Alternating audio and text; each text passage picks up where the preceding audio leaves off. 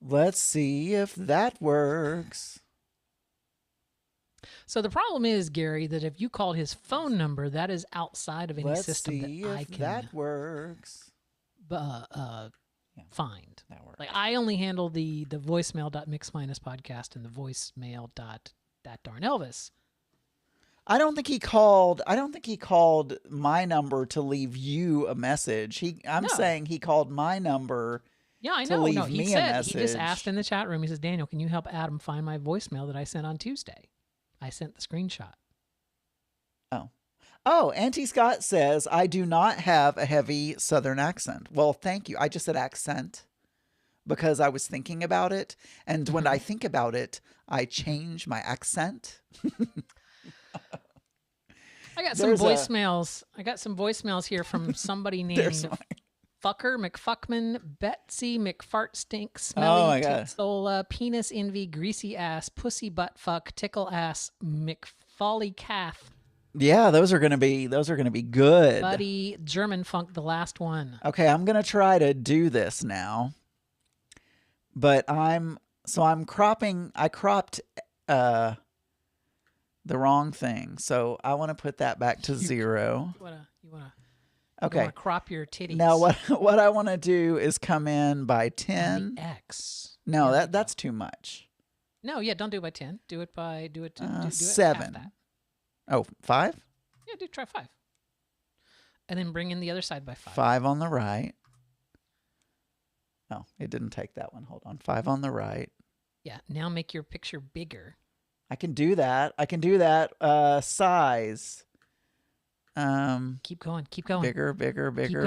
Keep going, Adam. Keep going. That's big enough, isn't it? Keep going. Make it grow, baby. Make it grow. I think that's too big. Now crop me 5 on Well, here's what I'm going to do. I can do a really cool thing here. You can just copy. I can just copy the settings, and then I'll have to drag you over. So I want to copy. Oh, am I box 1 or box 2? Hold on. I don't know. I'm box 1. So I want to copy box 1 to box 2. Copy. Boom. Uh-oh. Oh, my God. I'm gone. You're gone. I'm gone. You're gone. I don't exist but anymore. What I'll do now is I'll go over to you, and I'll move you. Oh, wrong way. I'll move you over. There I am. Like, I'm moving. I think we're too big. No. You just need to move yourself that way a little bit. Move yourself that way. Nope. That way. I understand. Oops, wrong way. Stop. But now I'm touching the edge. Okay, but all right, so don't go that far. Then make me go 1 over this way. No, now you're too far. You want to leave a nice, tiny little border. 7 point. Go by 1s. Keep going more. I have to. The little arrows won't let me. This is exciting podcasting. That's what I. No, I love it. Now, all right. Now make me go this. This is all backwards. Make me go this way by 1. Nope. Oh, wrong way.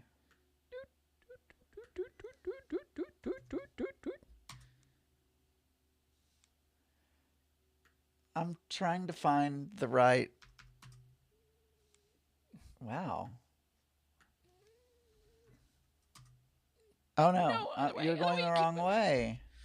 You're pulling me this way. No, I don't want to go this way, Adam. I need to go the other way. And people wonder why aliens don't contact us. It's true. It's absolutely true. Go, gadget.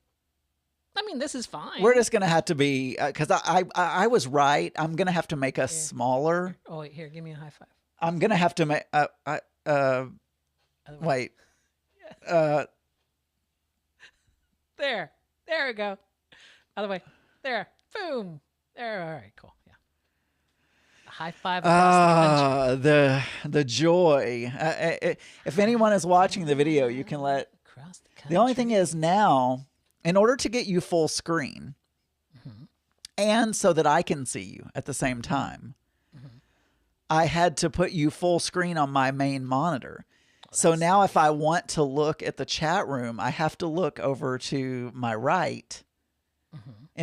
So I'm going to be constantly looking to the right so that I can see the chat room. So, but maybe that'll look like I'm looking at you. Maybe it just two-shot. Can you see the two-shot in front of you? Because I can see you on the two-shot just fine. I'm saying my head will be turned, is what I'm saying. Oh, that's what you're saying. Because the chat room is here. Is that what you're saying? What is causing so much glare on my glasses? I don't know. It's the monitor. I can't do anything about that. I can't do anything unless we're tearing him. We're tearing Auntie Vera apart. Unless I do this. This. Oh no, that was the wrong thing to do. It looks like I'm speaking to him. I don't know movies. Auntie Scott. I don't know movies. Then there won't be any glare. So when I'm talking, it would look like this. When Daniel's talking, it would look like that. It would look like this. Except you're seeing. I wonder if I can. Oh, I can shrink that. You know what? I can bring that over. Oop! I can bring it over. See my hair here. Oh, now you guys are seeing a disc ejected improperly. This is why we don't do video, ladies and gentlemen, because Daniel gets preoccupied. Yeah, then I see my hair. He's like, "Oh my God, I gotta turn on 5 lights and all this other stuff." Yeah. Anyway, I'll do this. And eventually we'll have a little mix minus logo under there, but we don't right now. That is disturbing. When I look at my picture, it's delayed. Yeah, don't. You want me to switch it so you see webcam instead of seeing what I'm broadcasting? Yeah, you don't have to show me what's right. Because if you show me what you're broadcasting, then I can see myself on Zoom. You're going to look at yourself there. Yeah, I know what I'm saying. Now you're just going to see my webcam. Hi, chat room. Hi, level 13. How are you guys doing? So I've been, actually, I don't have anything in the trellis yet. No, I noticed that. The trellis. I have one thing. I have one thing that I know. Let me go ahead and put that in there. I put numerous things on the trellis. So what I want to say right now that I'm not going to talk about in the show because this is way too inside baseball. Yes. Is I listened to that darn Elvis today. And I listened to the pre-show.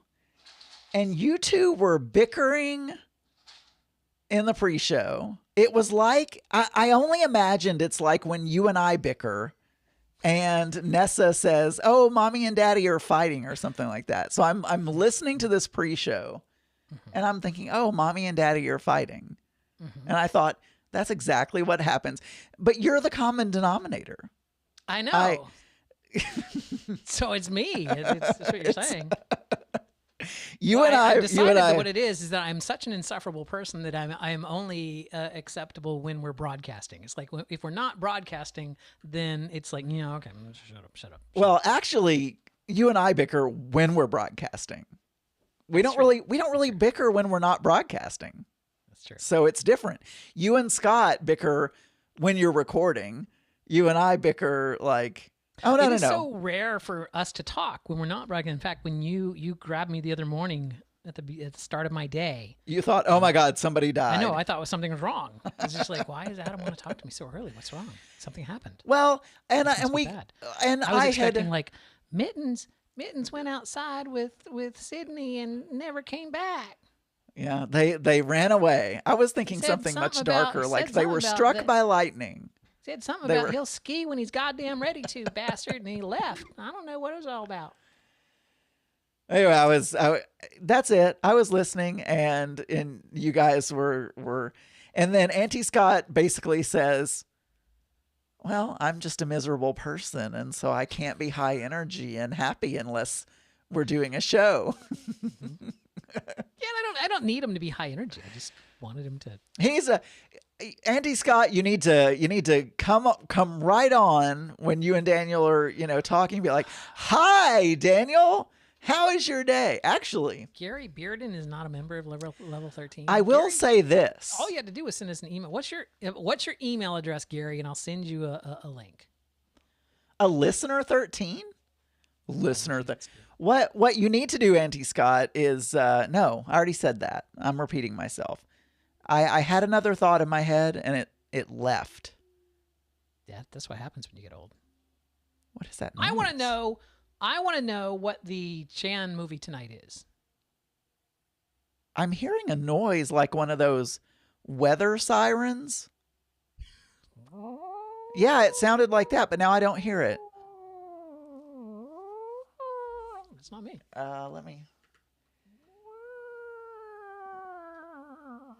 Let me pull up. Waiting for Gary. Oh, I still hear it. Email. I probably have Gary's email address. Let's see, Gary. There's Gary. GaryBearden@gmail.com. Gary Bearden. Okay, yeah, all right. Here Gary Bearden. I'm gonna pull up. Level 13.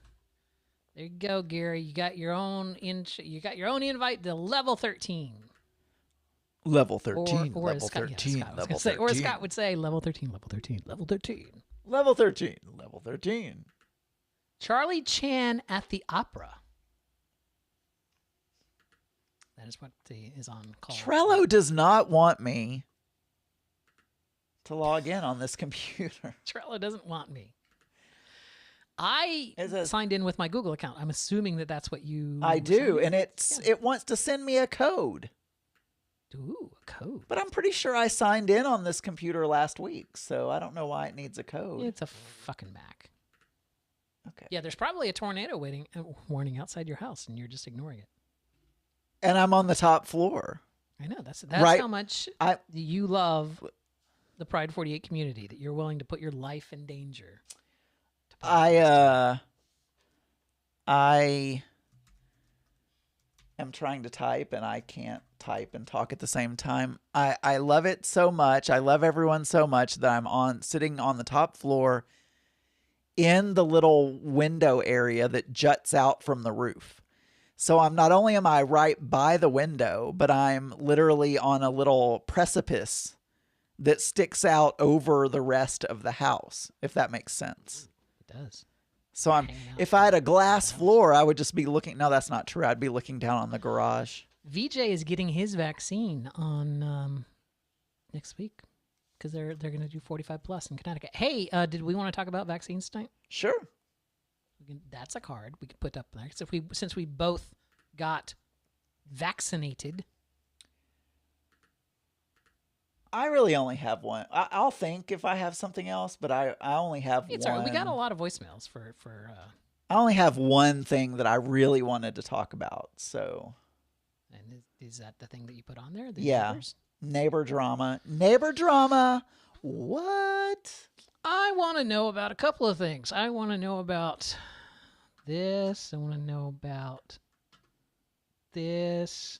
I want to know about this. In the post show, you and I are going to look at some audio, and you're just going to let me know if I'm doing it correctly, because I know you explained it to me the other day, but I want more help. VJ is confused. Is the level 13 chat in the Pride 48 Discord and not the level 13? No, there's a level 13 Discord, but there's also a level 13 RSS feed where you can get all of that's where we put our pre-shows and post-shows for both this show and Elvis. That's for level 13 members. Well, there is if you want to join, all you have to do is just ask. And I sent you an invite. There is a level 13 email invite. Yeah, the email invite has a link to the level 13 Discord chat. Yes. But no one ever talks in it. I talked in it the other day. It's actually the three of us. It's you and I and Auntie Scott. And the normal discourse is Wednesday, Auntie Scott goes in there and says, tapping fingers on desk, Daniel, where is the episode? And then I go in and say something snarky, and then you respond, and then 3 days later we say something else. Say something again. Why haven't you done it, Daniel? Why aren't you working? Yeah. You couldn't possibly having anything else going on in your life. Why aren't you editing? Yeah, why aren't you editing? Why aren't you editing? You should just be editing all the time. I feel like I am. That should be your side hustle. edit. We already talked about this, but you should just have a side hustle editing. I'm in the same boat you are. I get paid a lot of money to do what I do, and I could not make anywhere near that money editing. So that's not a very good side hustle to quit my high paying job to do a low paying job. That's true. It kind of sucks though, because I would love to do something podcasting related as a career. But I would never. I find myself. Go ahead. I would never make good enough money. I would have to be a pauper. I find myself doing more and more video production kind of stuff at work. I don't. I'm gonna start a podcast, but I've had no time. I'm doing video training stuff for Microsoft Teams and stuff, because that's part of what my department does, is help people automate stuff. And so I've been doing lots of little chunks of like little 5-minute videos on how to use chat in Teams and all the different features that are in there that people don't use, and what the difference between a channel and a room is, and how you schedule meetings to go into the channels and stuff like that. Just stupid things. Exciting stuff. I'm not complaining, but I don't have enough time to do video or audio because of all the other parts of my job. That's what I'm saying. I have transitioned into a department that makes that kind of my job. Yeah. I don't know. And so I did, they said, yeah, you can start a podcast, all this kind of stuff, but I've literally had zero time because I'm a product owner of 4 products. No. Well, so you probably have more time if you weren't, playing with video. I don't do that during work much. Oh, well, there's your problem. You're not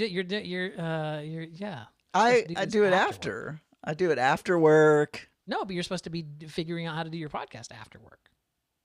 Oh, my work podcast? Yeah. No, after work is after work. Look, I'm all about some work-life balance. I may stop. I'm not saying that you all right. What I was trying to say is, if you want your job to move you closer into doing these things, then you're going to have to take that dive where there's a period of time. Maybe I don't want it bad enough. Do this out on your own time in order to prove that you can do it, and then they'll go, oh, okay, now that can be your job. Which is kind of what I did. I spent some extra time doing video stuff, and then it got to the point where they're like, oh, you're pretty good at that. Let's put you in that role. And also doing other tech things. So it was just kind of a move that way. I noticed that the on the air sign is not lit up. Ah, motherfucker. I didn't automate that yet. Mm-hmm. Let's see. Oh, here. Just so you're happy. Yeah, we're going to turn it around. Turn it around. I don't know if I can. Uh-oh. The cord's not long enough for him to turn it around. Oh, there's a flaw in the plan. Oh, it's going to fall off and it's going to break. And then Mittens is going to hate me because I was the one that made it break. On the air. Look at that. That's... Is my head covering it? Well, not totally. It's kind of like I have this Pluto picture behind me here, but I notice that my head is always... You know what? I don't know how to hang pictures. I've got this picture and another picture, and these are just photos that are sitting in a thing on my... It's like... Yeah. I'm for some reason, I'm scared to hang pictures because I get really twitchy if they're not perfectly level with the other ones, and I don't know how to do that. I feel like that scares you? Just like you need an assistant, right? I need someone to come to my house and hang pictures. A picture hanger? We have pictures in every room. Zach keeps buying me pictures and paintings and stuff, and I'm like, I don't know how to put them up.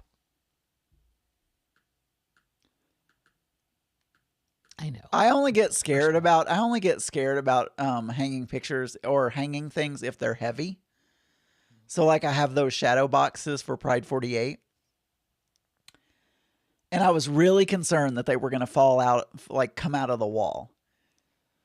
And I would walk in one day and the glass would be shattered all over the floor and it would be horrible. It would just be a horrible. So I bought those French, I forgot what they're called. Yeah, French things. The French cleat is what you were talking about. French cleat. Yes. I bought those. I didn't even know they existed, but I Googled it. I Googled it. how to hang a heavy shadow box with LGBTQ material in it on the wall.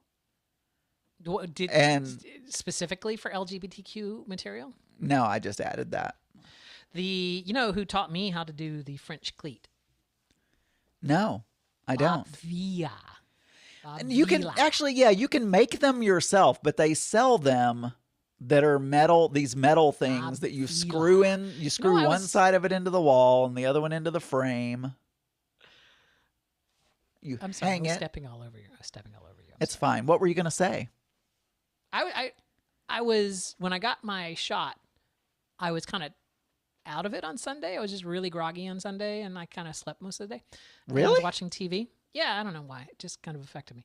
And I was watching PBS, and they had This Old House. I'm like, I haven't watched This Old House in forever. Wow, that's a different show than it used to be. I don't know if you're seeing that. I am. That's my... Why do you still... when did you get yours done? Tuesday. You still have the Band-Aid on? Yeah. Mark asked me the same thing the night that we got the shot. We were supposed to be talking about this on the actual show, though. Yeah, so we should save this. You wait, but fascinating content. Why do you still have a Band-Aid I'll tell you on the show. Well, yeah, I'll tell you on the show. Okay, I look forward to that. I look forward to finding out why the hell you're still wearing a Band-Aid on your. You didn't, I find that odd that you didn't even take a drink. You just made the noise. I know. And then, noise. Yeah. Just making a noise, man. All right. Are we? I don't even know what time it is because. It's 10:30, 10:31. I can start whenever you want to start. I can start whenever you want to start. Well, let's not make it all about me. Actually, the earlier we start, the longer we get to keep Auntie Scott. Or has he already left? No, he's there. Calling Auntie Scott. Auntie Scott, come in. Probably cooking. Come in, Auntie Scott. Wontons or something for his Charlie. I'll tell you. Before we start, because this is another not related to. I made. So. I've been eating a lot of cauliflower rice because rice has a lot of points. Yes, because it's got a lot of carbs. Probably because of the carbs, but anyway, regardless. And I do eat some rice, but when I'm trying to be extra good, I'm going to burp. Okay. That was cauliflower rice. I've started, I don't really love cauliflower. You get it in the bags frozen. Because, who is going to make it themselves? That is a pain in the ass. Well, it's a pain in the ass. Take a cheese grater. Yeah, I know, but it doesn't get it the right size. It's not exactly like rice size, and it takes forever. Just like grating cheese. I hate to grate cheese. I just buy it grated in a bag because, come on. So most people, you'll buy the frozen, and you warm it up, but it's kind of soggy. And it's not really, it's kind of like steamed cauliflower. Right, so, but at least it doesn't have poison in it. Well, right. So what I've been doing. Yeah, I stole Auntie Vera's joke. Yeah, I saw that. Auntie Scott's joke from the chat room there. So what I've been doing, which I'm really enjoying, is I will take some Pam, some cooking spray. Yeah. And I will put that in a pan. And then I'll cut up some onion very, very finely chopped up. And I'll crush some garlic and mince it up real good. Or I'll use the tube of garlic that we have in the refrigerator. And I'll saute that together until they get soft. I'll warm up the cauliflower in the microwave. I'll follow the instructions because it's frozen. But after it's done in the microwave, I pour it into the pan. Salt, pepper, whatever flavors you want to add. Tonight I had a Mexican version of it, so I added some, actually it was kind of an Asian fusion because I had some chili garlic sauce. A great way to save money, calories, and time. I use Pam, pure vegetable spray instead of oil for almost all my frying. Pam saves me money. This can of Pam can go as far as 3 quarts of cooking oil. Pam saves me calories. Pam isn't oily, adds no calories to this fish. She's got like a dead fish on a plate. Just like the head, the gills, and everything is like as she's spraying her pan. Go ahead. Sorry. I can't see it, but she sounded like the mom from Brady Bunch. This was from 1978. So. And I may just be thinking that because the mom from Brady Bunch did that Wesson oil commercial. I think it was the mom from Brady. Anyway. Yeah, Florence Henderson, yes. So yeah, I make fried rice. Cyclone posted a cauliflower fried rice recipe that's a Vitamix recipe. I do something like that. And like tonight I added cilantro and I did add some chili garlic sauce, which is more of an Asian thing, but I wanted a little bit of heat. And an onion and garlic, and I get it really, really dry that way. So it dries it out, and I let it get a little brown. And it tastes a lot more like rice, and it's like a fried. And you could do soy sauce. Yeah. You could do a little oyster sauce. You could do whatever. And that's what I did tonight. How many points are in Wesson? Wesson? Wesson's bottle is lighter than ever. Why is that only on one channel? Why would they put a commercial up on the? It's one channel. Any kind of vegetable oil type stuff, any kind of oil is 1 point per teaspoon. 5 points per tablespoon. Great reasons to choose Wesson. Why? Wesson vegetable, corn, and sunflower oil. Oh, nice. 3 all-natural ways to fry rice. That's all natural. My fried chicken's got to be crispy and juicy, and my oil's got to be Wesson vegetable oil. It's 100% what natural. What could be better? Good food and the goodness of corn oil. Wesson corn oil. Eating light is right. And today's light dishes taste great with Wesson sunflower oil. Is she gonna sing? Wesson vegetable, corn, and sunflower oil. Sing. With every bite, no! You know you're frying rice. She's not singing. God damn it. Want to know 3 great reasons? No, I don't, Florence Henderson. That's so annoying. Wessonality. All right. I'm ready if you're ready. I'm muted. Why are you muted? I don't know. When I move around, I mute myself so that I don't make a bunch of noise. So annoyed with me that you. Yeah, I was like going, ugh, and so I have to mute myself. You know, it's just what I have to do. Right, well, if you're ready to start, then you need to hit record. You ready to hit record? I hit record. It's so easy. With this Rode Podcaster Pro. It's the Rodecaster Pro. Yeah.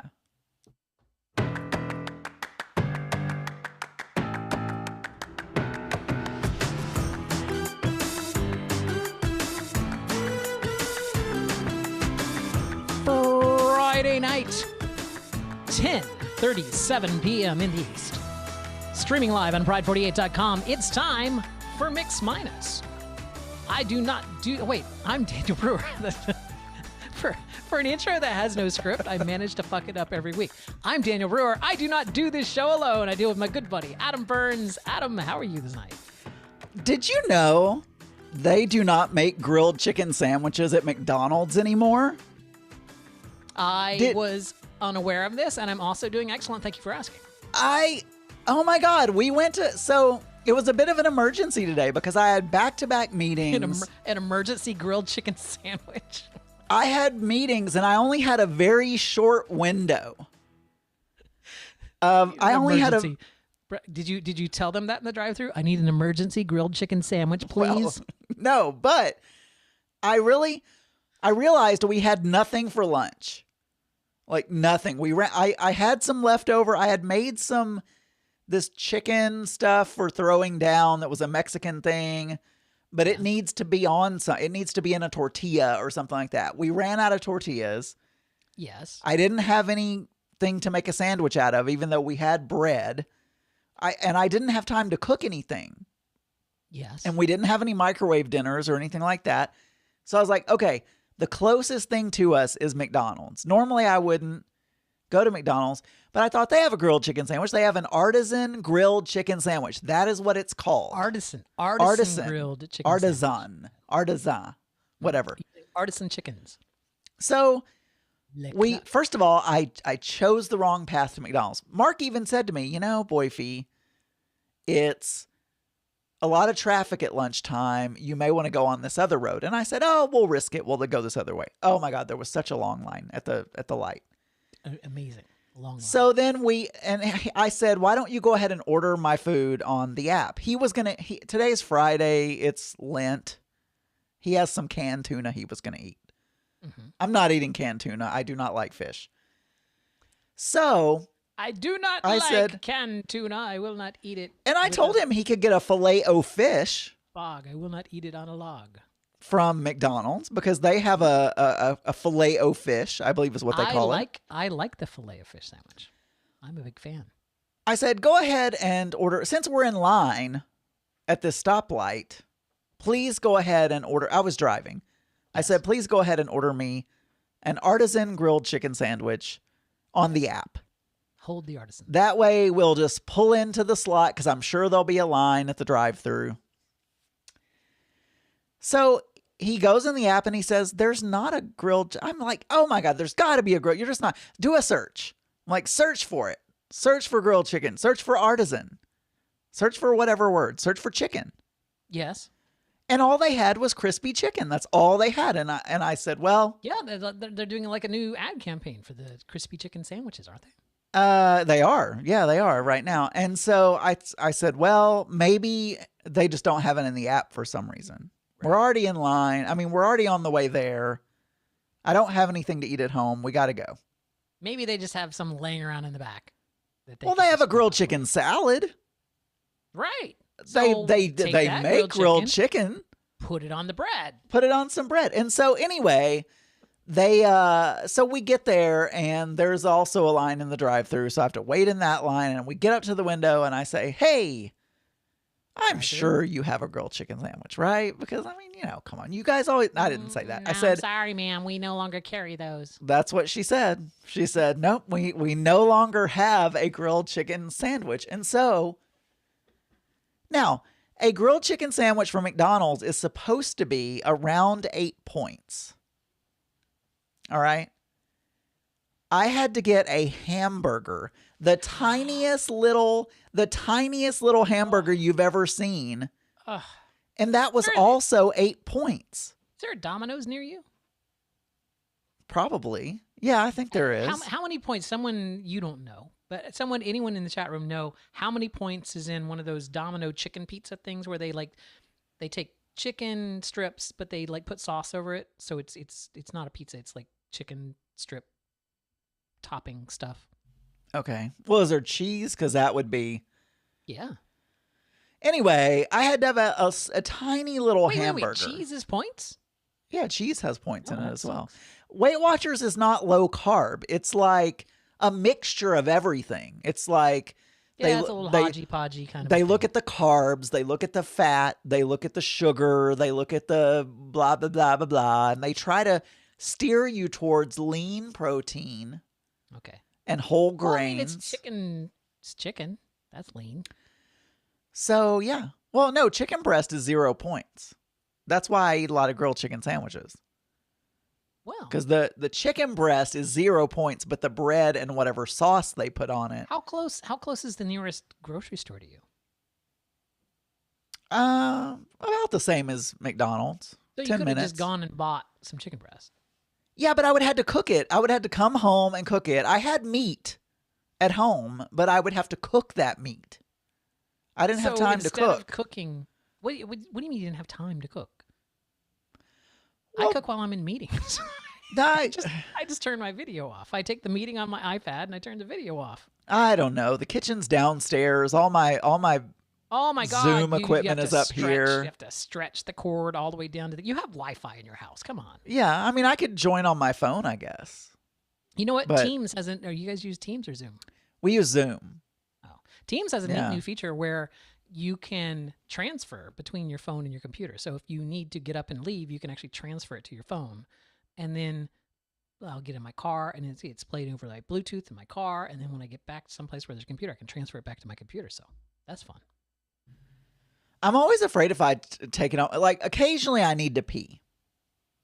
Yes, and this has just been it's such a we were still like just starting the show, and now we've just gone down this. Did you ever say, "How are you, Daniel"? Yeah, I did. I did the whole thing. It was one of the very first things I did. I missed it. How you doing tonight, Adam? I'm great. I had a burger. Yeah, you had a burger. How many points was the burger? It was 8 points. 8 for that sad little. I like the flavor of a McDonald's burger. I know they're very bland, but if you ever have like an upset stomach, and you're hungry, a McDonald's cheeseburger is perfect because it's bland enough. It's not gonna hurt your stomach. It's just gonna fill you up. It's got a nice flavor. Yeah, it's one of those things. It's approachable. It's a comfort food. But if you went to somebody's house and they like served it, you'd be like, "What the fuck?" Right. It's like, what the. But sometimes Adam can't cook. Sometimes if I'm hungry, but yet my stomach's upset at the same time, I will get a burger at McDonald's. However, they're very small, so normally I will get 2 and a large fry. Now there is but something I couldn't that do I've that. made. There is something that I've made with McDonald's hamburger before. It's quite good. I found this recipe a long time ago for a White Castle dressing. So White Castle burger dressing for Thanksgiving, you make the dressing out of the little White Castle burgers. Oh, I've heard of that. We don't have White Castles around here, and so I just got McDonald's burgers and used that to. So fun with name brand products. I also I made some Krispy Kreme bread pudding a few weeks ago. That was really good. Yeah, that is not on your keto. Was this on a Saturday? Yeah, it was. Oh, okay. It was on a Saturday. Actually, no, it was on a Sunday, but we instead of cheating on Saturday that week, we waited and cheated on Sunday. Now, I'm nervous. This coming Sunday is my birthday, so I will cheat both Saturday and Sunday. You know what we should do? Happy birthday early, by the way. Oh, wait, thank you. We should play all these. You got a lot of birthday voicemails, so we could. We could. I mean, it's just an idea. You can poo-poo the idea if you want to. We could intersperse a few calls throughout the episode. No. Okay. Because you want to play the contact music. I want to play. Yeah, I want to play the contact. Yeah. Okay. I like a segmented show. You like a bookended? Me too. I mean, you and I are similar that way. I like a segment. Because that way you can skip it if you don't like it. I don't like this segment, and then you can skip it. Oh, that's why we always used to skip the news segment. And then it got erased. Right. So I think a couple of weeks ago on this very show, you and I were belly aching, for lack of a better word, about not getting a vaccine. Like how hard it was for us to, other people were getting these vaccines, and when's it going to be our turn, and when can we get a vaccine? And then through 2 different things happened this past week that made both of us able to get our vaccines. Now, you got the Pfizer vaccine, correct? I did. I got the Pfizer vaccine. Yep. So I wanted to correct something that you said on the Geeky Gay. Yes, please do, because I love your corrections. I know, you love it. The Moderna vaccine has a 4-week wait period between the first and the second dose. The Pfizer is a 3-week wait, and actually, it's not even a full 3 weeks; it's 18 days. So the Pfizer has a lower wait time between doses than the Moderna. So when you were thinking that it was going to be longer, that's the Moderna vaccine that has the longer one. The Johnson & Johnson has no wait because it's a single shot. But yeah, so there you go. Yeah, when is your second? April 15th. Yeah, mine is scheduled for April 8th. So. Oh, what? No, wait. Which one? Wait, what did you get? The Pfizer. And when was your shot? So, funny story. I told this on That Darn Elvis, if you want to go check that out. But I heard it today, but I don't remember when you said you got it. Long story short, it was Saturday morning. Like we did Big Minus Friday night. I went to bed. Saturday morning, my phone rang, which I don't have my ringer on at all. I just happened to look over and see that it was lit up, and I picked up my phone. And it was some lady from the health department saying, like, I want to schedule you for your vaccine. We have appointments today. I was like, oh, cool. So I did it on Saturday at like 2 p.m. on Saturday. And, my second shot will be Thursday, April 8th. So. Yeah, I don't know. I mean, that was 3 days. So I had mine on Tuesday. Mm-hmm. And that would be Saturday, Sunday, Monday. That's 3 days after yours. But I'm actually getting my second one 7 entire days after you get your second one. Yeah. Well, I could have gone as early as the 7th, but I went with the 8th. I said this on Geeky Gay. It was totally not a big deal at all. No, I do not like shots at all. Mine, I never got out of the car. Mine was all drive-through stuff. Did you go in? You went on because I heard the story. Yeah, you went in. Yeah, they so the reason I got it, for those of you who don't listen to Geeky Gay, which you can get at geekygay.com, geekygay.com or thegeekygay.com. Someone on Tuesday, I was so flattered. So we had, I know this is an aside, I never do this, but oh my God, are you the Geeky Gay? So on Tuesday on Throwing Down, Joe invited on one of the listeners of Throwing Down that listens to the Afterthought Media to talk about something. I don't know. I don't remember. Weight Watchers. He wanted to tell me I was doing it all wrong. Yeah, of course. And it was this straight lady, probably younger than me, really pretty, long hair, like all that kind of, like a totally normal person. Totally normal, straight woman. And she's like, oh my God, I love you. I listen to your show every day and I love it. She's like, it is my favorite thing in the world when 2 or 3 of them are collected and I can listen to all of them at once. And I was like, oh my God, somebody actually enjoys my show and they're actually happy when they have more than one of them to listen to. Them. She's hoarding them. Anyway, so yeah, I told this on Geeky Gay, but Mark works at a trucking company. Yes. And logistics workers were allowed to. That was one of the things in Arkansas. Oh my God! I'll talk about that later. So anyway, I'm just way like choo choo choo. But his company got on the ball before Walmart did, and they said, "Okay, we're doing this at our corporate offices." And so they did it inside. They set it up in they have a big auditorium or whatever for big meetings. And they had all these tables and chairs and everything with nurses and whoever was. And it was really organized. They had dots on the floor, 6 feet apart. But there wasn't a line. There was no line. We just walked right in. We went to one table. She said, here's your vaccine card showing that you got your vaccine. She took our consent forms. She said, go behind me to one of the tables with the nurse. Went there, sat down. The nurse says, which arm do you want? And she says, it's not going to be that bad. She said, later you may feel like somebody punched you in the arm. And then she said, relax your arm. And she just kind of grabbed my arm. And I felt the tiniest little prick. And that was the tiniest. And I hate shots, but it was not. I don't know if needles have gotten smaller since the last time I got my shot, but it was totally nothing. Well, so the thing here is this is an intramuscular shot, so I believe the needles are just very small, so they can get inside the muscle. Maybe it's all of them are that way. They're all very small needles. I've heard that commented on by numerous people. However, Adam. Yeah. Comma.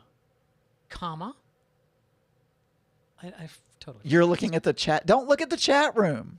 I'm going to look at the chat room. I was going to say that I know a lot of people now are eligible for shots. Someone actually in the chat room this evening, VJNet in the chat room this evening. Connecticut is getting 45 and plus next week, so he's going to be going next week to get his. I know that Nessa, after lots of angst, got her appointment, so Nessa is going to get hers. Here in Florida, they have announced that this coming Monday, they're dropping the age to 40 and older. And the following week, April 5th, they're dropping it to everyone 18 plus. So Zach has at most 2 weeks to wait before he is eligible to get his shot, which is really nice. So that means that we are closer than ever to being able to go and eat in a restaurant. So did you, I know what it was. Be careful about laminating your vaccine card, which you were joking about. Well, I'm not going to do it until after I get my second one. Don't do it at all. Those are thermal paper that if they use the sticker from the vaccine, the barcode from the vaccine, that's thermal paper. So if you vaccinate it, it'll just turn black. So just be careful. If they hand wrote it, that's fine. But if they use the little barcode from the vial, then it's thermal paper. So Cyclone is saying they no longer use the air syringes because people flinch. Oh, the air. I've never had a vaccine with an air syringe. Is that the one? Is that the one that you see? I see the pinprick marks on the circular pinprick marks on like my mom's arm were the smallpox uses on the Enterprise. Just yeah, but isn't that he's talking about the jet injector? Is that not the thing that all the old people, you'll see the circular scar or the impression on their arm, and that was it smallpox? Yeah, that was smallpox, but wasn't that some sort of gun? No, that was the scar from the. So what would happen is where they injected it, because back then they actually used a weakened form of the smallpox vaccine of the virus, and it actually made a blister like on your skin, and when that's what I thought that was on. Because they all look the same. They're all look like little needle pricks. It wasn't from the injection. It was from the. Are you sure? Are you absolutely sure of that? Because they're all identical. They're the size of mostly sure? a nickel, and they have multiple hole-looking things. You know what? Where, if I'm wrong, someone please call our voicemail. Let us know. I see Kathy Marshall is typing. She probably is telling me that I'm right. Because that's what Kathy Marshall does. Adam, you know what? We stream in front of the world's most amazing chat room here on Pride 48. Adam, who is joining us in the chat room this evening? We have Auntie Scott. We have Cyclone, our wonderful producer. We have executive producer. We have Lamont Cranston. We have TB. We have Gary. Mm-hmm. And I think that's it. I think that's all. Kathy Marshall? Yeah. Kathy Marshall. Lamont Cranston. We have VJ Net. Wait, did I say? I must have said Lamont already. VJ. I don't know if you did. I was reading the list.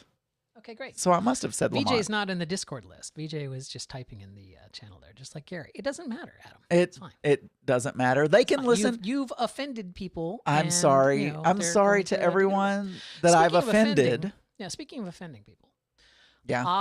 On the last show, you were going to be taking a 5-hour drive. Yeah. And I suggested an audiobook, one of my favorites, We Are Legion, We Are Bob. I know that you downloaded it. Oh, you wanted I forgot about that. You wanted a follow-up on that. I wanted to know, Adam, did you listen to We Are Legion, We Are Bob? Did you make it past like the first couple of chapters?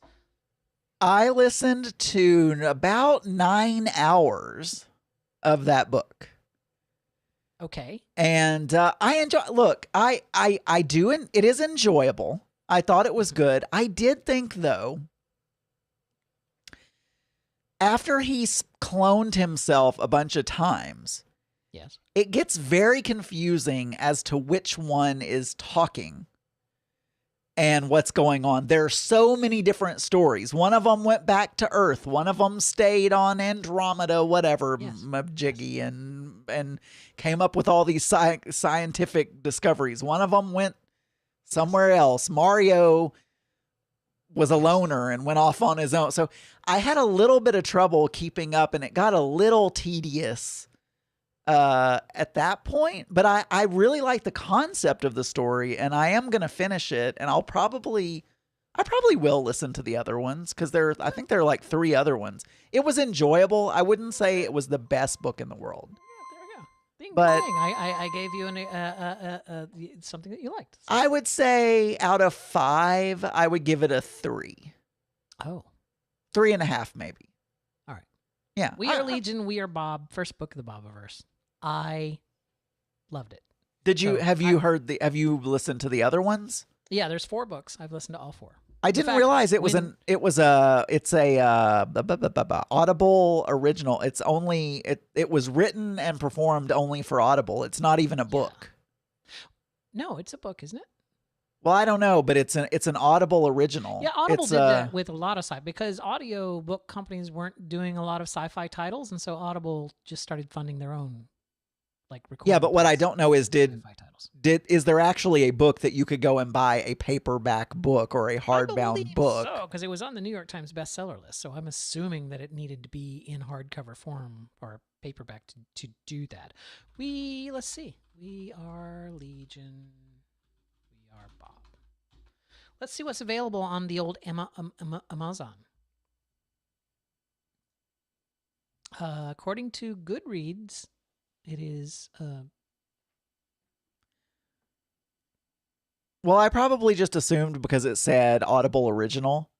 Yeah. I thought, well, you can buy the book. I didn't know Audible published paper copies of things. I thought you can buy the paperback on Amazon for $12.99. You can buy the audiobook on Audible for $17.99.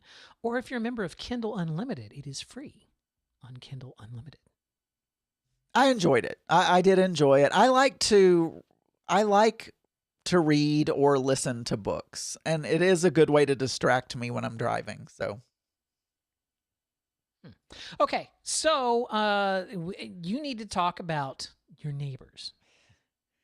Yeah, I don't like people in general, and so anytime the doorbell rings or anyone knocks at the door, I cringe a little bit. Mike Lawson would even say, "Oh, Adam has social anxiety or whatever." I don't have social anxiety. I don't have social anxiety, and I cringe when I hear the doorbell. I'm like, oh my God, who's here? Who are you? I didn't invite you here. Unless it's somebody I know. If it's somebody I know, then look, somebody so and so stopped by. I'm in my safe space. How dirty is my house? Yeah. And so the doorbell rings the other day, and Mark is saying, "Oh, I don't remember what he said, but he said something that made me believe it was one of his friends." Mm-hmm. But he said, "Would you get the door, please?"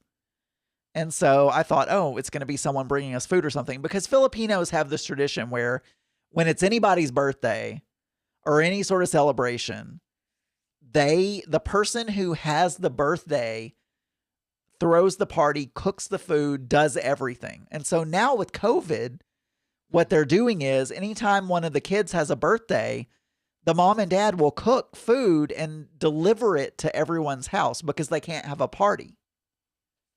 And so I thought, oh, it's probably going to be one of them bringing some food or whatever. Fine. I'll open the door. Probably an emergency chicken sandwich. Yeah, an emergency. So I open the door, and it is not one of the Filipino friends. It's not an emergency chicken sandwich. It's the neighbor lady we call her the Lavender Lady.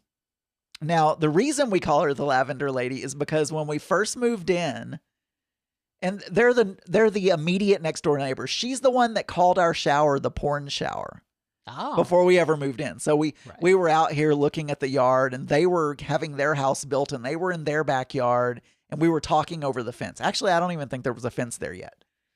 So we were talking, and she's like, "Oh, you're just standing on each side of that line." Yeah, the imaginary line. Exactly.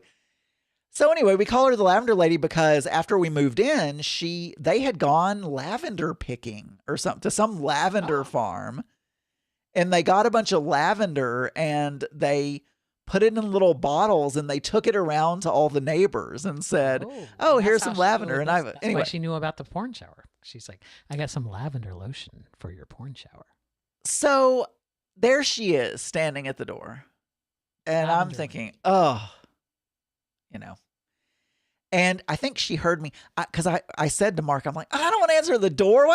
Why do I have to? I mean, that's kind of what I did. And I opened the door and she says, "Oh, don't worry. It's just me." So she heard me complaining about opening the door. So anyway, we want to be nice. So we're standing there, we're chatting. Mark comes up, we're talking about stuff. Well, at some point she says, "Oh, we're not sure about the politics of the next door neighbors." So we were talking, but then she says, "Well, they're Trump people or whatever." And she kind of makes a face. And I remembered that we had seen a Joe Biden sticker on their window. Yeah. And so I don't know, for some reason, I just went off on, oh my God. I can't stand, my mom watches Fox News all the time. And I just went into this long, probably 10-minute tirade on Republicans. And the lady was just standing there, and she was agreeing with me. She was like, "Oh yeah, we don't trust me. We're on your side. We're liberal," and all that kind of stuff. And I was just, and Mark always thinks it's funny because he thinks that I tell my life story to everyone. Like, I'm too open when I'm talking to people. I just say but I think that's more a Southern American thing. Do you hand them a business card with like your website on it? It's like, I do a podcast. If you want to listen to it, you can listen to my podcast. I talk every day, and you listen. No, I don't do that. But you know, I'm chatty, and so I don't know why, but because she's kind of gave me that, you know, foot in the door, I took it, I just ran with it and was just talking. And she says, "Oh, well, the reason I came over is because my husband accidentally threw the dog's frisbee in your backyard." And I said, "Oh, no problem. I'll go get it." I said, "But you know, in the future, if you guys just need to go in the backyard, that's fine." So it ended up, me being this antisocial person, it ended up, I invited them over for dinner when COVID is over. Oh, this is how friendly I became with this woman. I said, "Oh, you know what? We should hang out sometime. You know, come over. I'll make dinner." Shower. She said, "Well, you guys can come over to our house too. We can make dinner or whatever." And so, I don't know. So maybe, you know, and I was thinking, it wouldn't hurt to be friends with our neighbors, even though I am fairly antisocial. But if they're liberal, you know, they don't have a problem with gay folk. You know what, Adam? I am not antisocial, so let me just give you some tips. To okay, friends, give me some tips. Neighbor. Number one, you should probably know her name instead of calling her Lavender Lady. It's just that'd be a good thing. Her name is Amanda. Oh, okay, good. Amanda. They don't have any kids, and I think they're either around my age or a little bit younger than me. So they're either, I think they may be between Mark's age and my age. Okay. Now, is this the shirtless neighbor that was hot, or is that the neighbor on the other side? No, it's not the hot neighbor, but this is the neighbor that I remember when I feel like I told this on Mix Minus. I might have said it on Dubious Intent. I don't remember. We switched and, you know, whatever. But on one of the shows that you and I do together, you remember the story where Mark and I went into our guest bedroom late at night and we were looking at something and we looked up and our window was open and we were staring at the neighbor. And then you're like, now you've made up a story in your head that's the neighbor. I wasn't even looking. That's the neighbor. Well, that's her husband. Oh. And she was saying that, "Oh yeah, my husband's not, he's kind of, you know, he's kind of an introvert as well." That's what I said. "Yeah, I'm an introvert, you know, so I don't like answering the door." But she said, "Oh yeah, my husband is that way too." She said, "I had to drag him out to meet various neighbors and convince him that we could stand 6 feet away and all this stuff." He also only has one leg. Oh. Well, I mean, he has a prosthetic leg on the other side, but. Well, yeah, I would imagine either that or crutches or something. He doesn't just. Yeah. So anyway, and then when Hoppy and Lavender, that's what we call them, Lavender Lady and Hoppy. When I closed the door, Mark says, "Oh my God, you got a little political there, didn't you?" I mean, you know, and I said, "I don't know. I think it was a breath of fresh air." I was like, "Oh my God, somebody I could talk to," you know. Wow. So that's it. Yeah, that's it. How does that make you any better than the Fox News people? If you're like, "Oh, I hate Fox News. I hate this," like. Well, actually, what I said to her is I've gotten to the point where I don't like any 24-hour news network, that I only want to see. I just want to see Good Morning America or, you know, the 5 o'clock news, the local news or something like that. I don't want to watch these 24-hour networks because they sensationalize everything because they want you to watch for 24 hours. Speaking of Good Morning America. Yeah. Did you watch Falcon and the Winter Soldier tonight? I did. I don't enjoy that show. Okay. But I mean, we can talk about it, but before we go any further, the chat room has a very pressing question. Did she get her Frisbee back?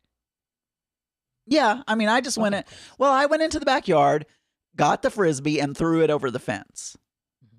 She said, "Just throw it back in our yard." Didn't even hand it to her. Just threw it. No, she told me, she said, "Just go back there and throw it back in our backyard." 'Cause it's our dog's toy. Okay. So yeah, she got it. All right, so you don't like the winter. You know what? I've heard that from numerous people that they don't care for the Falcon and Winter Soldier. I don't like it, but it's probably just me because it's mostly. I've heard from a lot of people that they don't like it.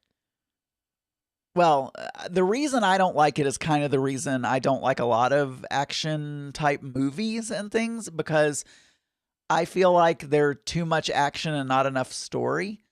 And I still feel this way about Falcon and Winter Soldier. Is there's all this action that I don't even know who these people are, and I probably should, because I should have watched, and I'm not like you, I haven't watched every Marvel movie 5 times, Yeah. So if I knew all the backstory just at the top of my, just I knew everything about who these super soldiers were and all this kind of stuff, maybe I would be super interested.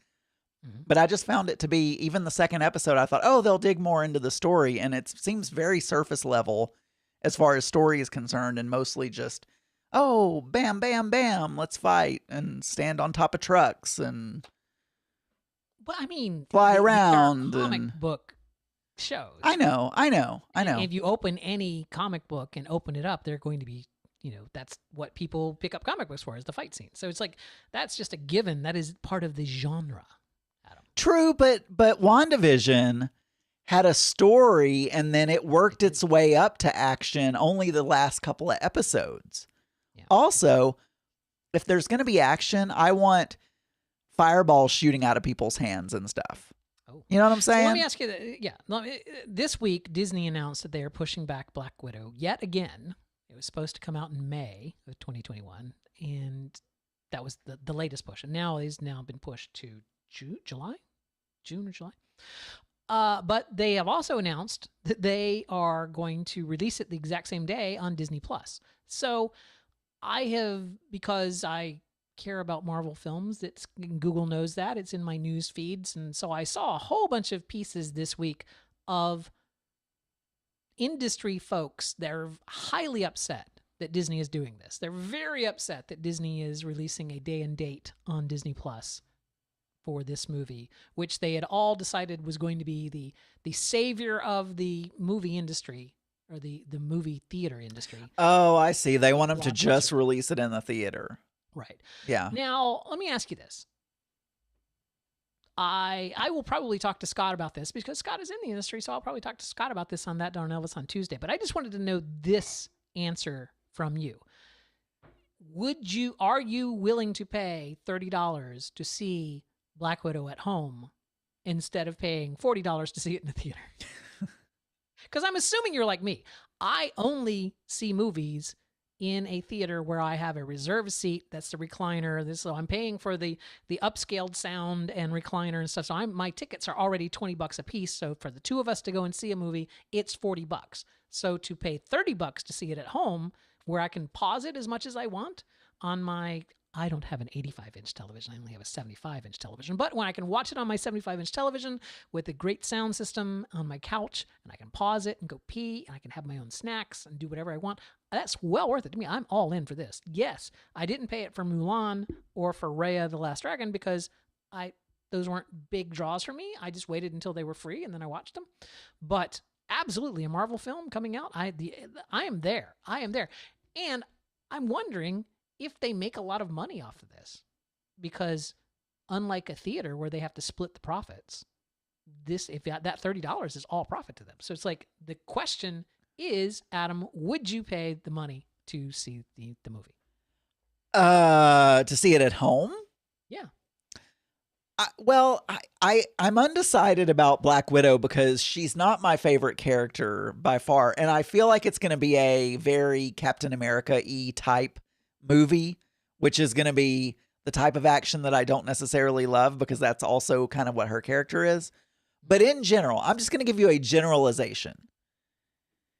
If it's a movie that I think is going to have really good special effects, and is going to that some of the main point of going to the movie or seeing the movie is seeing all the cool CGI stuff and the whatever and all that.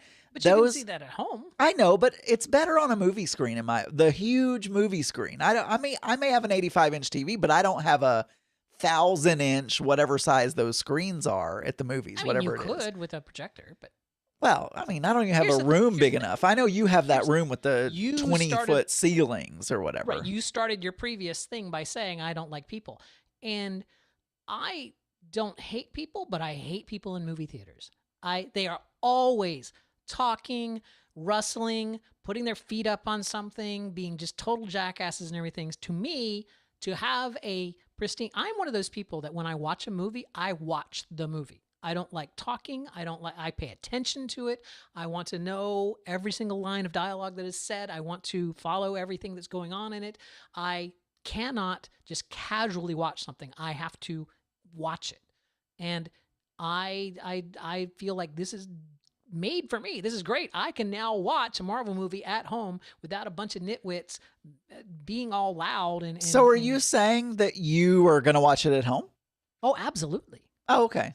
See, I thought you were going the other way and saying no. You thought the movie theater would do fine because I think the movie theaters are still going to do fine because I feel that it's just there's a certain type of person that likes to have that movie experience, and they're going to go have that movie experience whether it's available for them at home or not. And there's certain people that don't like the movie theater experience. And the only reason that I go see a Marvel movie in the theater is because I really want to see that movie. And that's the only way I could see it prior to this. But to have it the same day, if I don't have to wait and can watch it at home, absolutely, I'm all in. Sign me up. 3, 2, 1. Contact is the secret, is the moment when everything happens. Contact is the answer, is the reason that everything happens. Contact. Let's make contact.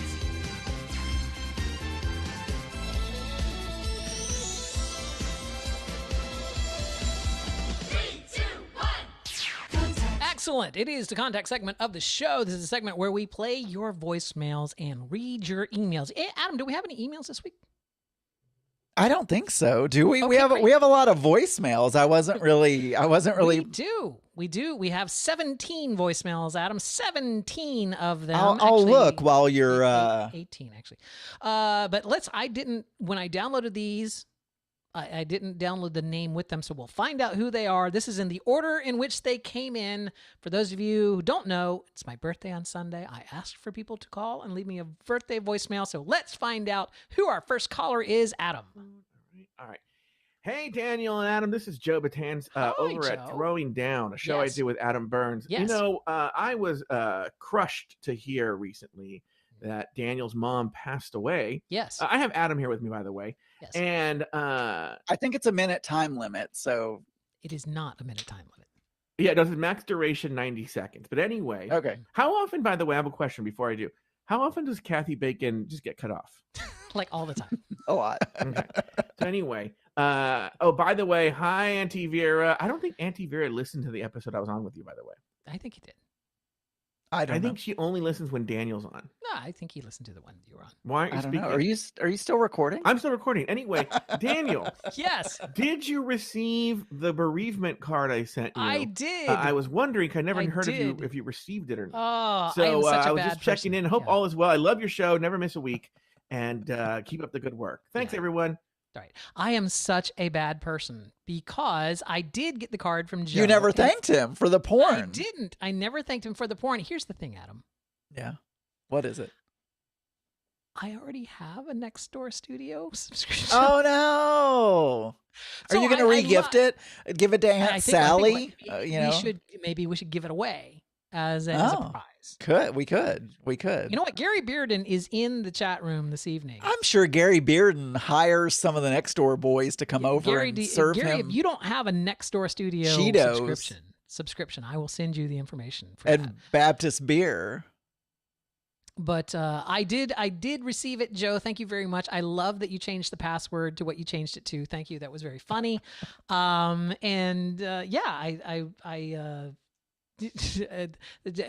Vera in the chat room, Auntie Scott in the chat room says, please tell Batanz I don't listen to anything he's on.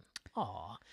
Oh, well, I'll tell him. But here's the thing, Adam, I forgot that Joe Batanz actually wasn't the first phone call that we got for my birthday. The first phone call we actually played on the post show last week, I think. Yeah. Do you not have it? Is that? I accidentally deleted it. So I have it. Well then can you play that phone call? Oh, you won't from hear Gary it. Can you play another one and let me prepare? Yeah. To do that? Yeah. All right. Let's go to our next phone call. Here we go. Oh my gosh.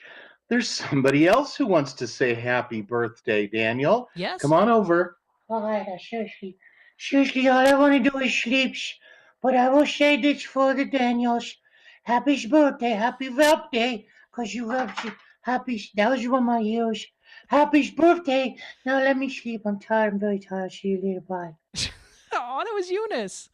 It was Eunice, Adam. Eunice called me to wish me a happy birthday. Eunice achieved some amount of fame on that darn Elvis. She was the one that was like, I am sleeping, leave me the fuck alone. Yes, that's Eunice. Thank you so much. I have a feeling several of these next phone calls are going to be from a particular co-host of mine. Let's go to our next phone call here, Adam. Hey, Daniel, this is a complete stranger calling because I know that you requested birthday calls, and I wanted to make sure that you got birthday calls. So this is a complete, you don't know me. No. You've never worked or co-hosted, or you don't know me. Don't know I just wanted to say happiest of birthdays, many happy returns of the day, whatever the fuck that means. Happy birthday. Thank you. Thank you, random dock worker. Those are a little loud coming through, by the way. For you? Yeah, for me, they're getting a little distorted and crunchy. I'm not hearing them crunchy here, so I don't know what's going on there. I don't know. Yeah, let's listen to the next chat room. Are they coming through crunchy? I'm not hearing them crunchy here. Yeah, they're not hearing them crunchy. All right, here we go. Next ones. Daniel, it's Christina from Greetings from Nowhere. Hi, Christina. I want to wish you a happy birthday. Happy birthday. Happy birthday to you. Copyright, Big Fatty. Anyways, happy birthday, love. I hope you are having the bestest of days. Know that you are loved and that we are so happy you are still with us. Aw. Bye, guys. She said that as if I know, as if I was on my deathbed. On your deathbed. Do you want to hear the Gary one now, or do you want to? Yes, play the Gary one now. Okay, I don't know if I've ever played one of these. So, Oh, maybe these aren't in order. Maybe I have to go and get these. No, that's in order. That's in order. Wait a minute. It says the page that you were looking for is not found. Yeah, I think I accidentally deleted it. It's okay. It's okay. Oh, I thought you meant you deleted the email, and I still have the email. You meant you deleted the actual file. I deleted the actual file. I was just going to have you recreate it because he just sang me happy birthday. Well, I could. Let's see. Yes. Happy birthday to you.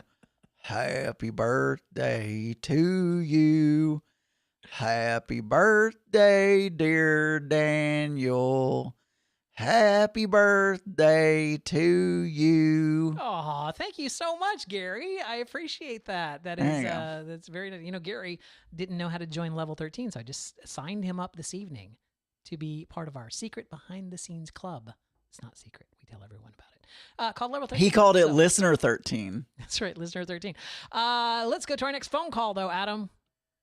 Yeah, I never liked your shit, but I figure I better just call, call and say happy birthday, and I hope you're getting all what you like, and I know what you like, and it's disgusting, and Jesus don't like it at all, but I hope you're getting it up the ass if you so like it, and I just want to say happy birthday. Okay. Yeah, that's all. Right. Happy birthday. All right. Lord Jesus, what's getting it up the ass? I never understand that. Okay. Thank you, random person who I've never heard of before. I appreciate it. Adam, this is a time where these listeners are just coming out of the woodwork. The listeners that we don't normally. I know. We didn't even get a name. I love this. Let's see who's next. Oh my gosh. It's kind of a never-ending thing. Someone else wants to say something.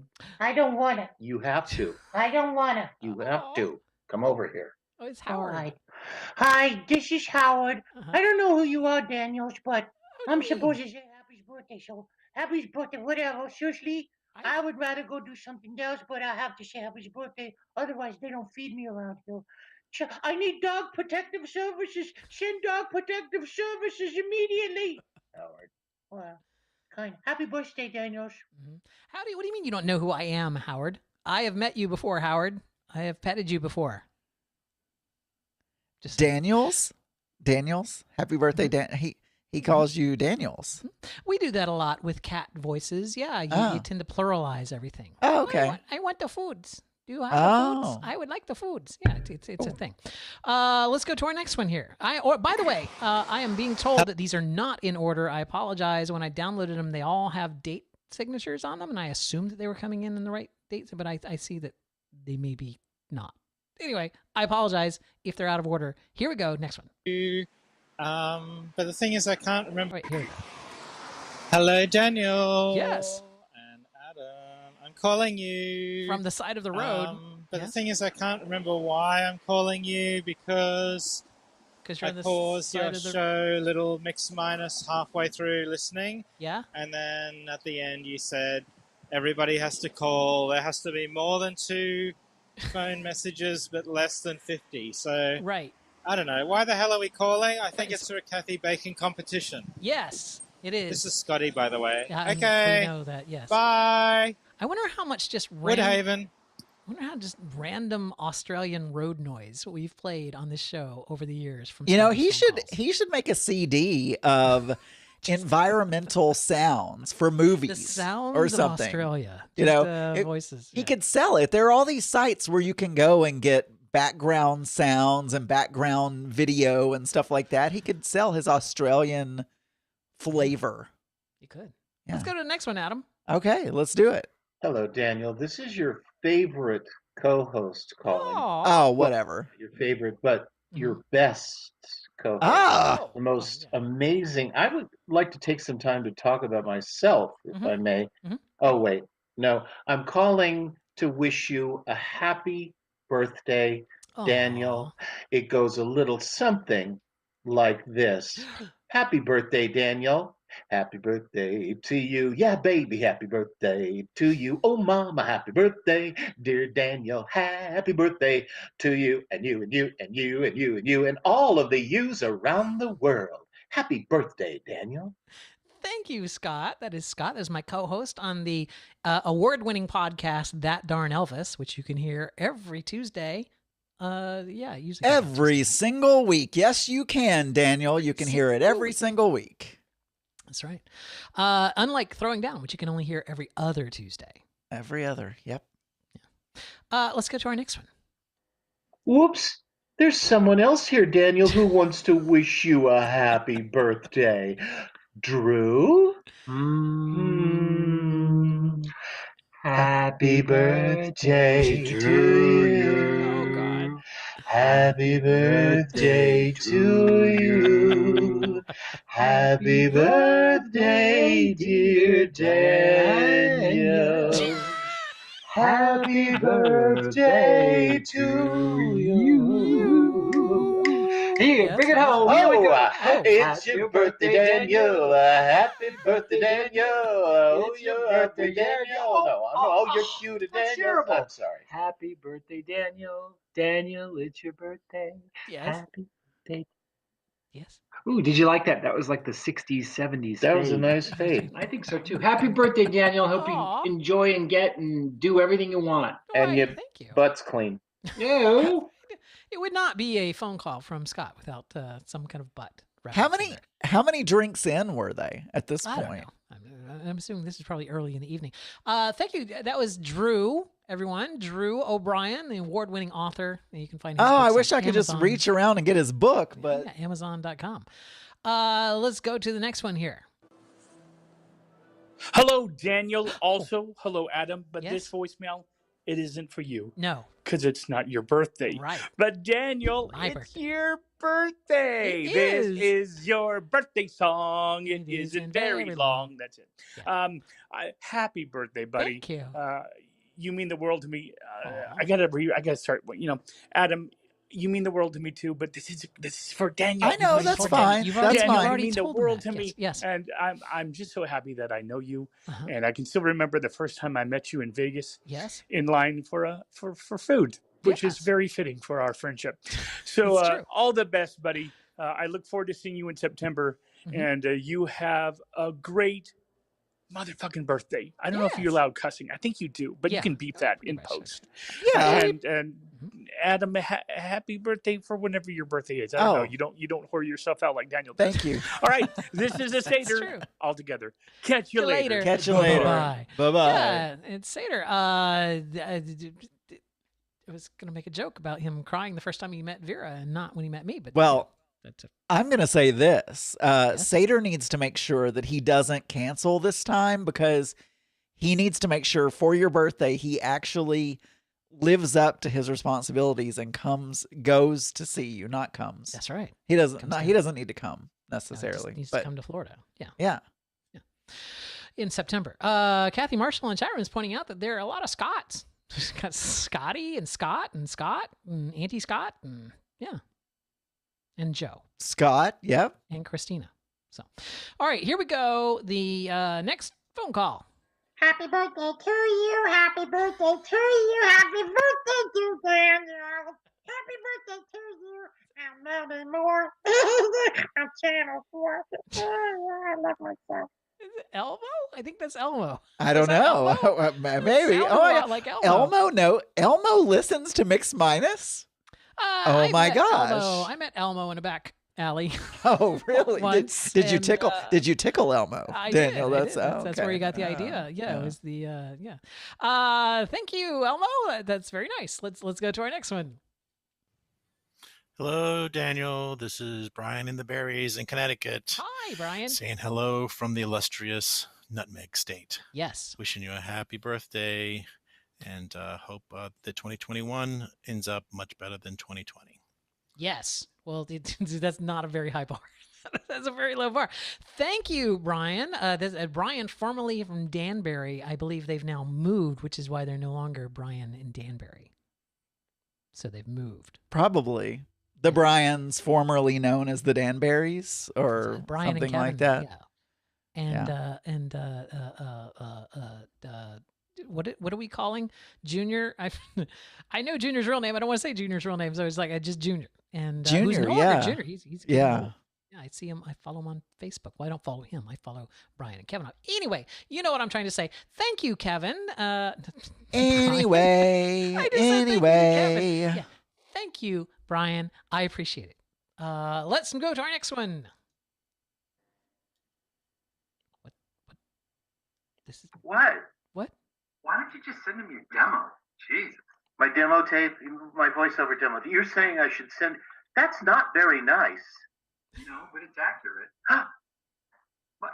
Is this recording? Oh, shit. Happy birthday. I know. Happy birthday, Daniel. I'm not sure who that was, but thank you. Wasn't that Drew and Scott again? I don't know. 325. He talked about a demo tape, so yes, it was. Yeah. Okay, I usually can pick out Scott's voice. All right, here we go. Next. Hello.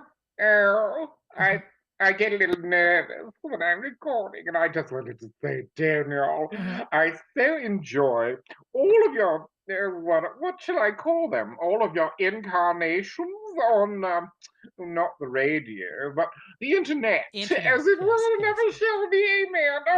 Oh, I tickle myself. Privately, of course. Happy birthday, Daniel. Sending loads of love. It was well, it wasn't the Queen because she didn't say we. So, the royal we there. So, but I know. Thank you. We have an international audience. That reminded me of, I wonder if that was Dame Edna. No. Dame Edna. That's who that kind of sounded like. Dame Edna. Well, yeah, but Australian. That was not Australian. True. There was no traffic noise behind it. Is that how you can tell if it's an Australian? I have heard that it is Daniel Brewer's birthday, and that he has reached the ripe old age of 54. Yes. And that is very old. Yes. So I want to say to Daniel, you only have moments left. Make the most of them. Happy birthday to you. It's a good thing you're not a Jew.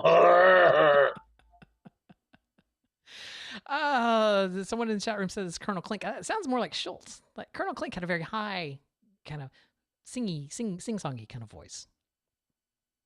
Maybe that was more General Hofstetter. Anyway. Yeah, I don't know. You ever watch Hogan's Heroes? I didn't like it. Thank you, random German person. That is very nice of you. Let's listen to the next one. Hi, Daniel. Yes. This is Pete in San Francisco, California. Hi, Pete. Longtime listener, first-time caller. Oh, yeah. In fact, I've been listening to you since the early days of the original Dubious Intent. Oh, wow. I'm so delighted to have this opportunity to tell you how much I've enjoyed your podcasting over the years. In fact, it's long overdue. Everything from your technology insights to your rants and raves to your loving abuse of your co-host and best friend, Adam Burns. Hi, Adam. I'm doing well. Thanks. Hello. Daniel, I hope this doesn't come on too strong, but every time a podcast of yours drops into my feed, oh, a smile God. crosses my face. Aww. So here's to many more years of podcasting to come, and I wish you a very happy Studio 54 birthday. Oh, cheers. Thank you. It's Pete in San Francisco. Wow. Such a glowing review. I know. I'm going to have to pimp my birthday out when it comes, Well, you know what they say, Pete, now that you know how to call us again. Yeah. Thank you. We appreciate it. All right. And then I think this is the penultimate one because we got another one just right before the show started. And this is the last one I downloaded before that. So I believe this is the penultimate voicemail here. Let's go. Hey, Daniel. Hey, Adam. This is Jan calling from Switzerland. Hello. First-time caller, but long-time listener. Yay. Daniel, I wish you a very happy birthday. Enjoy your day, and I hope you get a big old piece of cake. Oh, thank you, Jan. Birds are in, was it Sweden, did you say? Where did you say he was from? Hold on, I have to play that again. Hey, Daniel. Hey, Adam. This is Jan calling from Switzerland. Switzerland. Yeah, so it's birds in the background in Switzerland as opposed to the traffic noises in Australia. That's how you tell them apart, Adam, in case you were curious. Is it Switzerland that has the cuckoo clocks? I thought that was Germany, but they could be Switzerland. Well, if it is, it's fitting. How did he say Jan? Yeah, Jan. Jan. I don't know where, either Instagram, Twitter, or Facebook. I'm friends with Jan, and I always wondered if he was a listener or just some random person that followed me at one point. Oh, so it's really good to hear from him because I wasn't sure. So, hi, Jan. I was wrong because another one has come in. So that makes this one the penultimate Oh, voicemail. okay. So let's listen to this one. Hello, this is VJ. Hi, VJ. I'm leaving a message for Mr. Adam, letting him know I enjoy his geeky voice. And I thank also you. want to leave a message for your co-host, Daniel Brewer, Yes. and wish him a very happy birthday. That's me. I also left another message on Daniel's other podcast with Auntie Scott or Auntie Vera. Mm-hmm. So it seems like Daniel is like that sticky thing that keeps a lot of things together. So I hope, Daniel, you have a sticky, sweet, and tasty birthday. Ooh. And hope to hear from you guys soon. Ciao. Yay. Thank you, VJ. VJ is actually here in the chat room with us this evening. You know what? Speaking of sticky and sweet, I'm not a big chocolate fan. You know that, right, Adam? I think I know that. Yeah, So I do. I'm having strawberry cobbler for my birthday. That's what I'll be having. Strawberry cobbler. That'd be good. Yeah, I'm okay with chocolate. I like a chocolate pie. That's if I'm gonna have chocolate, I want either a brownie or a pie. But No, I'll eat a pot brownie. But no, All just a regular brownie. All right, here's our last call, Adam. Our very last call for today. Here, let's hear who this is. Hey, Mix Minus. Hey, Daniel. Hey, Adam. Yes. Calling to wish Daniel Hello. a happy birthday. This is Scott from Northern California. Oh, hi, Scott. Seems like there's so many Scotts calling. There are a lot of Scots. Happy Yes. birthday to you. Happy birthday to you. Happy birthday, Daniel. Great show, you guys. Thanks. Thanks. Thank you, Scott from Northern California. I don't believe You called me. Thank you so guys, much. wait a minute. Now, thank you for calling, Scott, by the way. We love you. And from the bottom of our hearts, why don't I don't want to, I never do this. Uh-oh. I don't want to turn this into anything. Uh-huh. But we have so many listeners that should call in more often. All of these, I mean, I'm really happy that we got the phone calls, but you guys call in all the time. Just call Auntie Scott, leave us 20 voicemails every week. That's fine. I shouldn't say that. Then we don't have to do work, right? Then we don't have to do work. There were some other phone calls that came in for my other show, that Darn Elvis, which I'll be playing on that show. So thank you guys for all of the thank you. I was terrified last week when I asked for phone calls because I was that you wouldn't get any. I was like, oh, I'm going to get like 3. You get like 3 because I'm guilty of this. I subscribe to a lot of podcasts, but I don't always get a chance to listen to them. Like sometimes I have other ones that I'm listening to or something, and I don't get around to listening to them, or I listen to them occasionally, whatever. And so I feel like maybe a lot of people do that to us too, right? They're not going to listen to us every single week, but they listen to us occasionally, and which is fine. No problem whatsoever. And I realized that I started asking for phone calls last week as opposed to like making this a build up kind of a thing. So thank you. That was amazing for my birthday. I really do appreciate it. You guys have made my year. 3, 2, 1. Contact. Mainly just because he could play that bumper. I know. That's his favorite bumper of all time. Do love that bumper, but you know what I love even more? Oh, I don't know.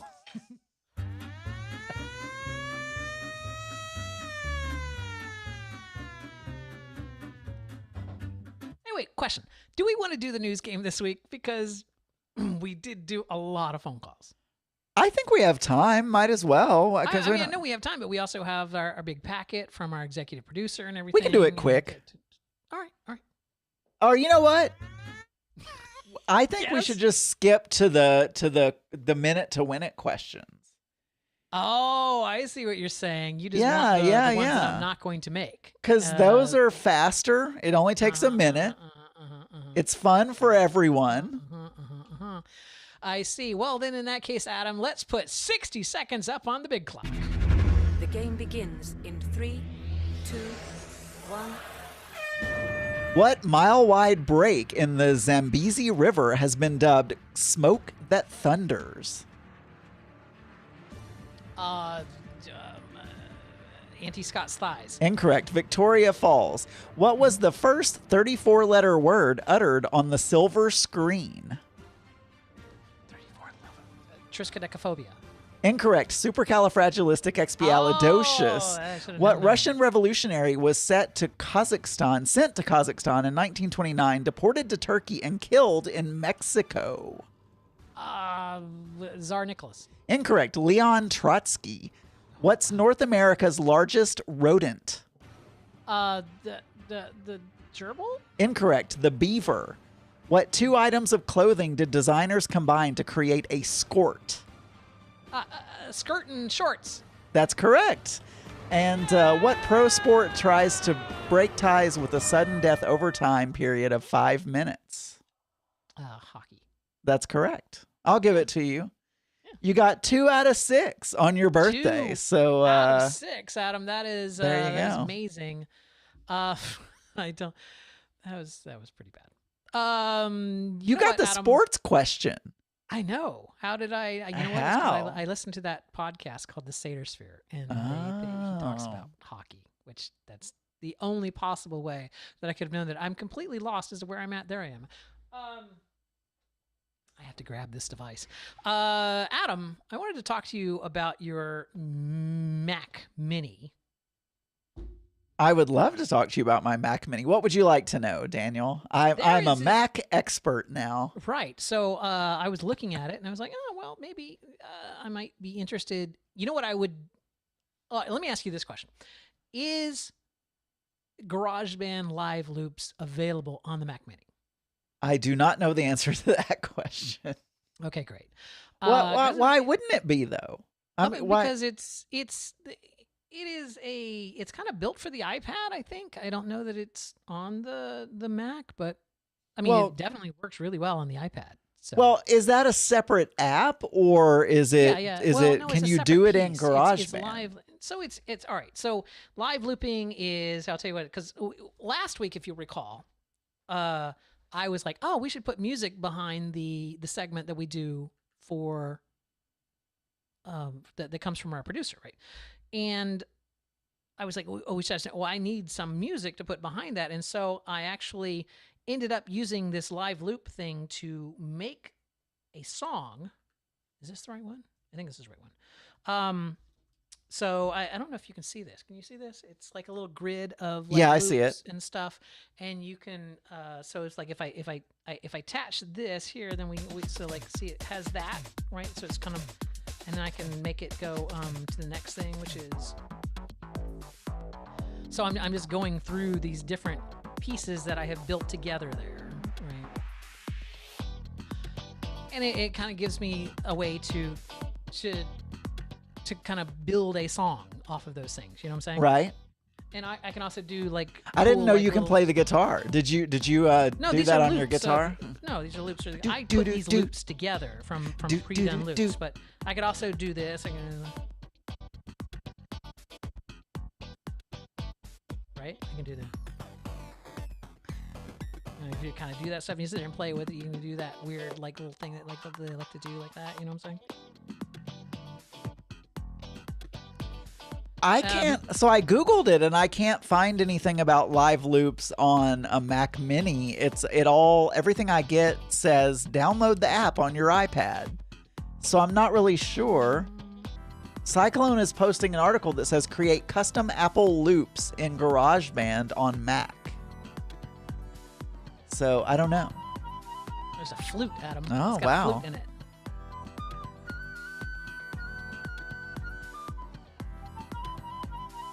I mean, this is just fun. We had a trombone teacher who also played flute when I was in college, and I always thought that was a weird like a weird juxtaposition. That's probably the wrong word, but you play trombone and flute. Like how did that happen? Like how did he all of a sudden? Yeah. So I just wanted to say, because they're saying in the chat, I know that GarageBand is available on Mac. That's not.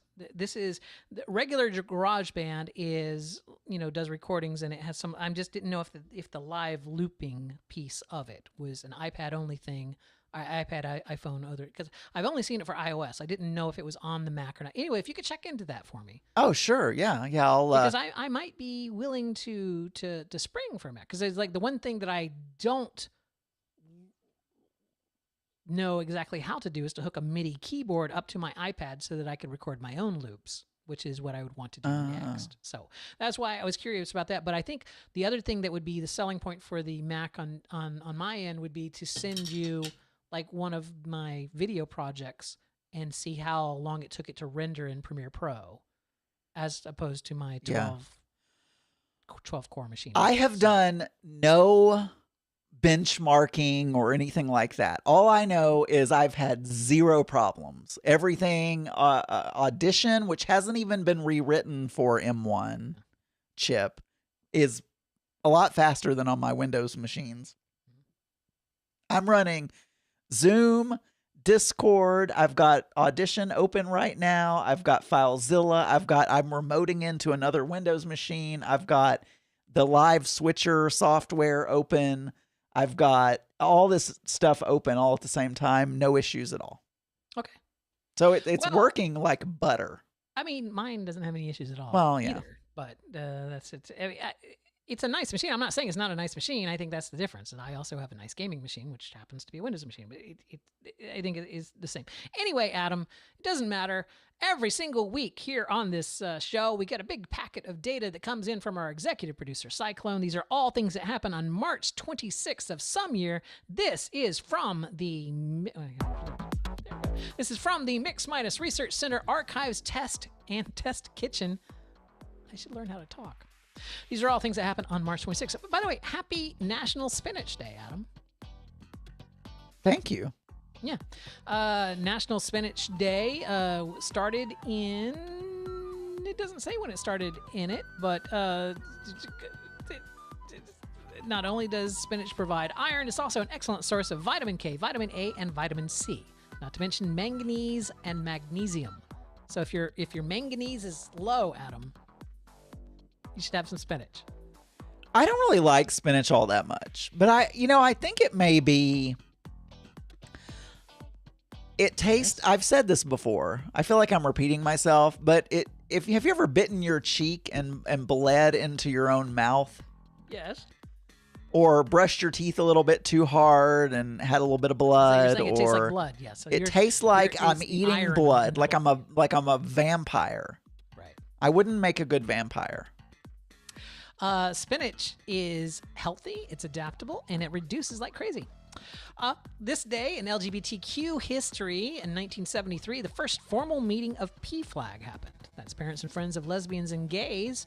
Took place at the Metropolitan Dwayne Methodist Church in Greenwich Village. So, there you go. Have you ever met anyone from PFLAG?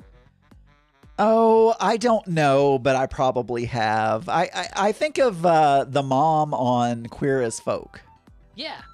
That's what I think of. PFLAG moms are a lot like that. I've been on radio shows with them before where they've talked, and they back in the days when it wasn't quite as accepted as of being out as it is now. And yeah, they're definitely our allies. I love PFLAG a lot. They love us too. In 1990, fashion designer Halston dies of AIDS at age 57. He was an American fashion designer who rose to international fame in the 70s. So, in special Disney-related news, in 1990, Alan Menken and Howard Ashman's "Under the Sea" from Disney's Little Mermaid wins an Oscar for the best song at the 62nd Academy Awards. And also in 1994, on this day, at Epcot, Food Rocks, an animated musical food group review, replaced Kitchen Cabaret, which had been closed since January. Do you know who the host of Kitchen Cabaret was, Adam? No, I've never heard of Kitchen Cabaret. It was Bonnie Appetit. Bonnie Appetit, Adam. Is it a drag queen? No, she was the host of Kitchen Cabaret. But doesn't that sound like a drag name? I could just see on the next season of RuPaul's Drag Race, okay, on stage 1, it's Bonnie Appetit. That sounds like a drag name to me. Sashay away. Let's see. On this day in history, Dr. Jonas Salk announces the polio vaccine. So March 26, 1953. There's a lot. That's the one that put the little pinpricks in the arm that you thought was. You thought it was the smallpox. That was smallpox. This is polio. Oh. In 1997, Heaven's Gate cult members were found dead. Do you remember that? I watched the documentary on that on HBO Max. It was so good. I really like a documentary. Really good. It was really good. 21 women and 18 men of varying ages were all found lying peacefully in matching dark clothes and Nike sneakers and had no noticeable signs of blood or trauma. It was later revealed that the men and women were members of the Heaven Gates religious cult, whose leader preached that suicide would allow them to leave their body containers and enter an alien spacecraft hidden behind the Hale-Bopp comet. Yeah. It was picking them up. Picking them up. Just here to pick them up. And in 1920, F. Scott Fitzgerald's first novel was published. Do you know what it's called? Oh, no, and I'm not. It's called This Side of Paradise. Oh, yeah, that's my favorite F. Scott Fitzgerald work. Really? Yeah. Really? What was it about? It was, I don't want to bore everyone. I don't want to, I don't want to brag that I'm a literary, genius. Right. Those are the things that happened on this day in on March 26th in some year. God, I can't talk. I cannot talk. Let's see. I want to fade this out over here. And then, you know what, Adam? There was a #1 movie at the box office on March 26th. And I'm going to play you a theme song from one of the movies. All right. And you're going to tell me what movie it is. Okay. I lost it. It sounds like typing. I have to find it again. There were a lot of phone calls. I had to juggle a lot of things around for all these. Here we go, Adam. What movie is this from?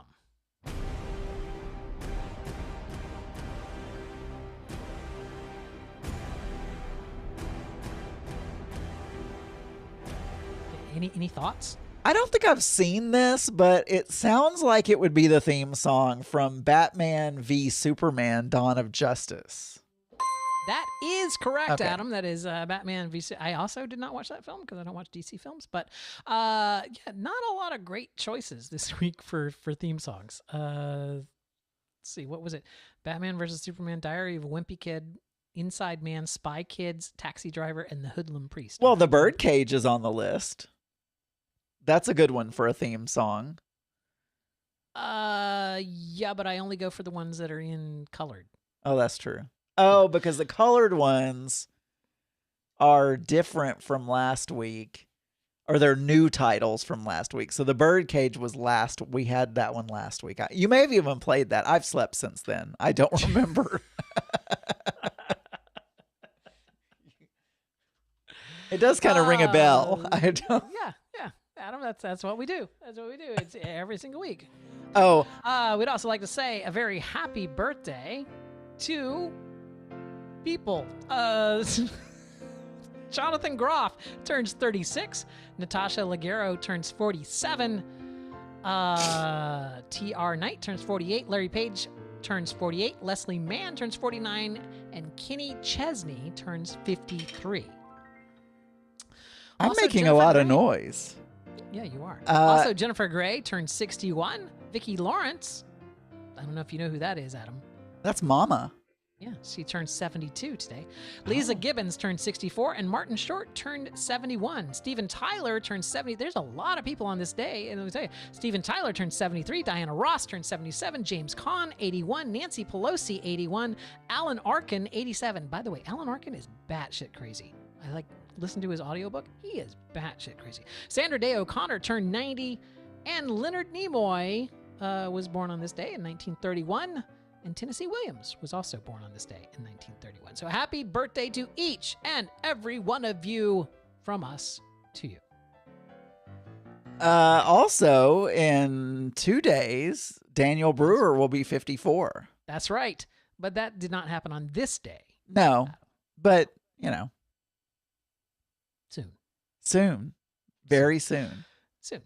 Let's see. Anything else that we want to cover on this here? I'm wondering if we should just drop the TV guide thing because I feel like that's more of a visual thing. I think it is more visual. It is more of a visual thing, but we can still talk about what happened in the Weekly World News. This is from March 26th of 1996.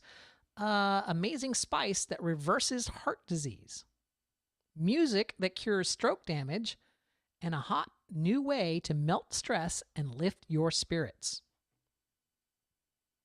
That's right, Adam. You can create miracle cures from dozens of common ailments right in your own home.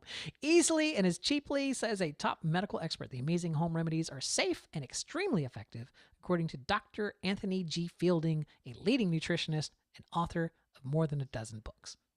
What is spinach? I bet you if we dug into Dr. Anthony G. Fielding's, we'd find out that he is not, in fact, a medical doctor.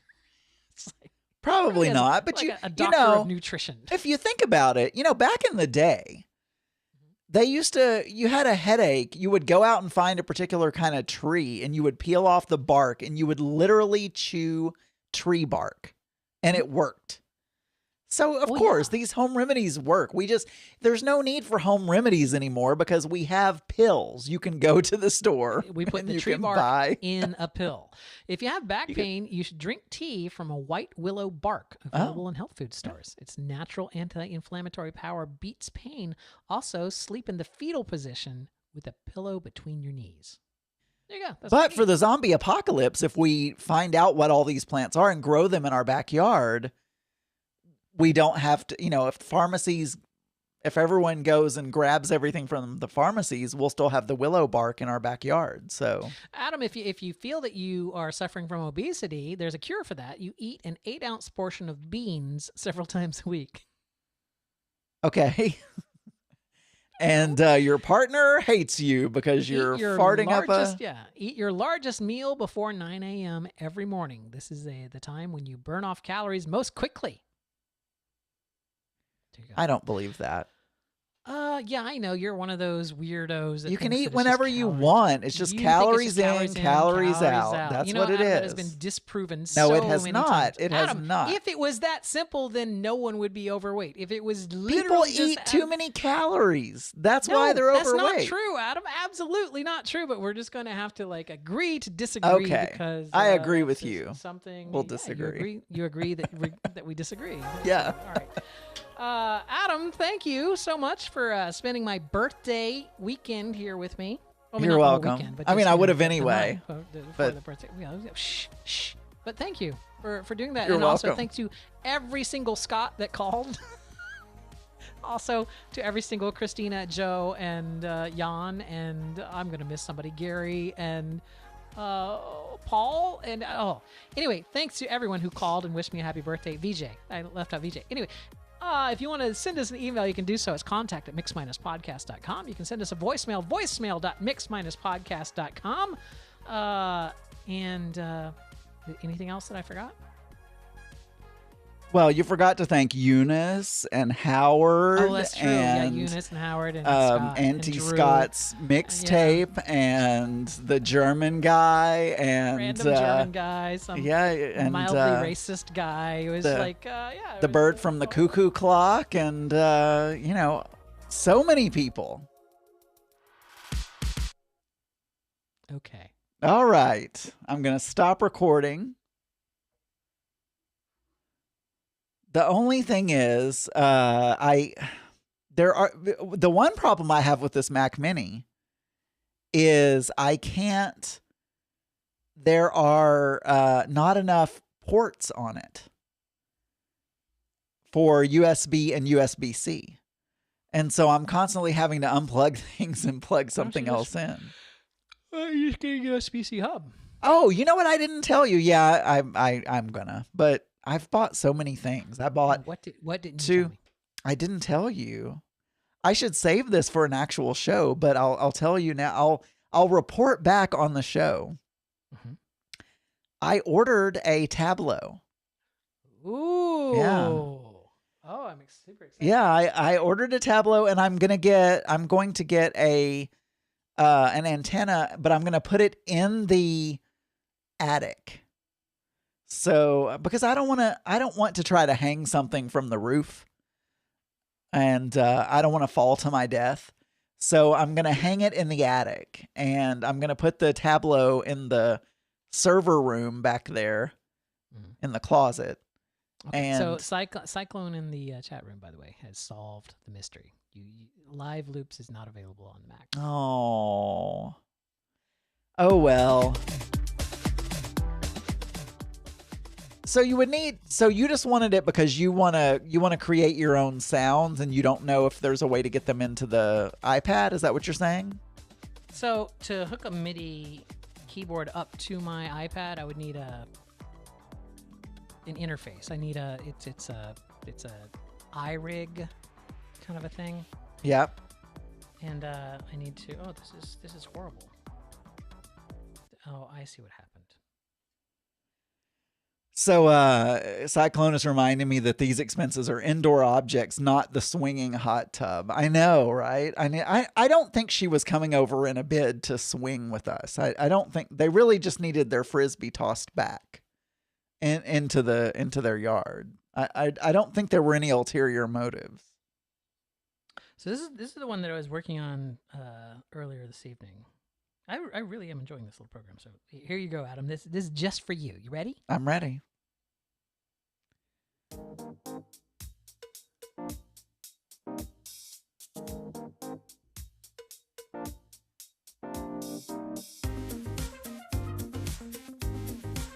Doesn't it sound very community calendar-ish?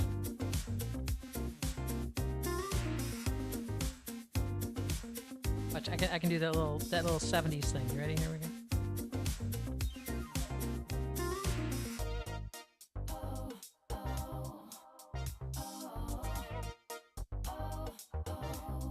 Yeah, so he's just we're dancing for those of you who are listening to audio.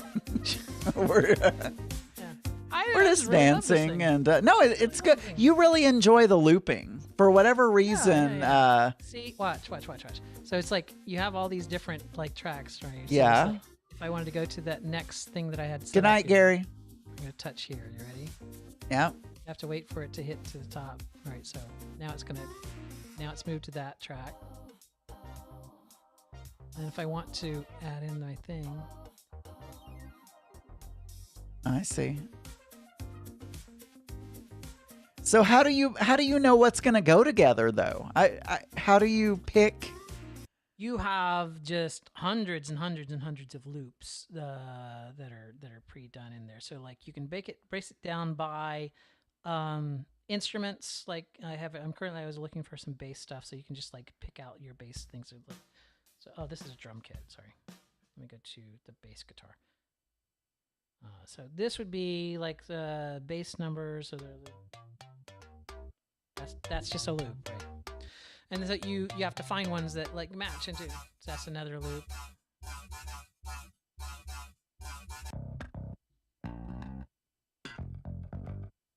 So then you would take that loop, right, and you would drop that over here. So let me just start playing that one. And then you'd go, okay, well, say I'm going to need, if you wanted to build something around that, and it's like, okay, so I need some drums to go on with that. So let's try this. It's like, let's see what this is. Let's do to a bebop kind of thing. So does it match? So my question would be, does it match the key and the tempo of everything that you put in? You can adjust them, and it does some adjustment, but it also lists the keys, what keys they're in and stuff, so that you can pick. Because like the down, yeah. How did you know that was the same tempo as the drum selection that you picked? You know what I'm saying? Or do they match the drum to the music tempo? No, you the project has the tempo on it, so I have everything going at the same tempo right now. So. Oh, so you select the tempo, and every clip that you put in matches the tempo that you select. Right. Oh, okay. So let's just go with this. Let's go with how about this one? That's kind of cool, right? All right, so that'll be our drum. That'll be our drum. I have my. Was that a free app? What was that app? Yeah, it's on the iPad. It's just go into GarageBand, but when you make a new project, there's a choice to do live loops. So now let me add in some. What do we want to add in? Some guitar. Let's add in some guitars here. So you could do acoustic guitars. That's the wrong key.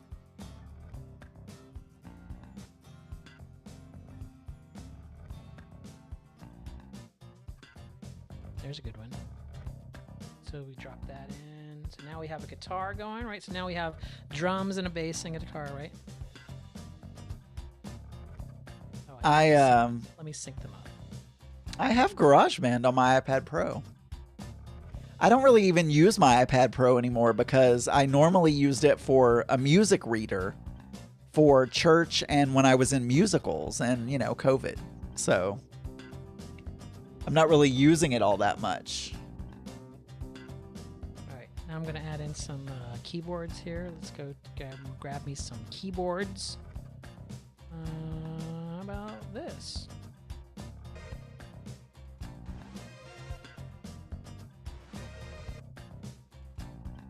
Let's pop that in there.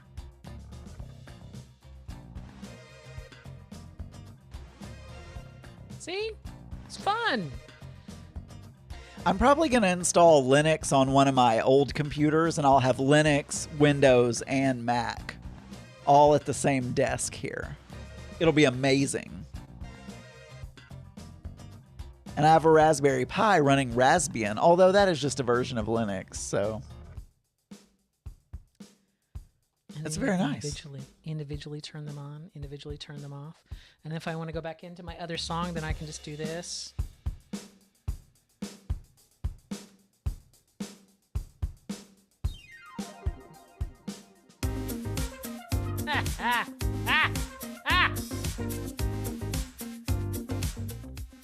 So 11:07 p.m. on the 9s on the whatever. And you have the ability also to play key instruments on. So here's a piano. I can play the piano. You should start a Twitch stream where you're doing live loops and talking. People will probably listen to that. But I need a MIDI because they're very tiny keys on this. Very tiny keys. You can also do that. A really annoying thing where you can do. Why do you have to be a size queen about the size of the keys? So you can do that kind of Casio kind of a thing where it's like. can have it like do the autoplay kind of a thing, and you can switch the keys. I don't play piano though, so like at all. I had a very bad piano experience. Was it your stepfather? Was it what? Did your stepfather teach you piano? No. I didn't learn piano ever. I sang and I played trumpet. And when I started college, if you're a music major, they required you to take piano. And the piano teacher was just a bitch. And she said to me, "How are you a music major and you don't know how to play the piano?" I'm like, I play trumpet. Are you saying that trumpet is not as good of an instrument as piano, or what? I play trumpet. I sing. Can you play trumpet, Miss Piano Teacher? You can also do guitars like that. I don't play guitar either, but yeah. Oh no, but you could just follow the chords. So No, that's like true. If something is That's like true. C. Here's a nice C. It's a nice little. Sounds like the strong beginning C. of Ave Maria. And then you want to make it go dark, you go to the E minor.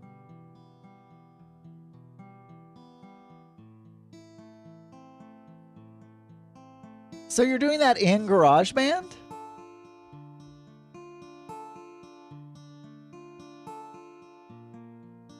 I don't have mine hooked up, so we can't jam together. But Yes, I am doing that in GarageBand. Here, I'll now switch. do you have to add a new? Do you have to? Oh, live loops. I see.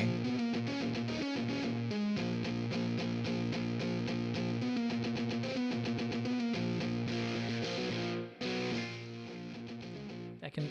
Here, let me do a little flanger for you.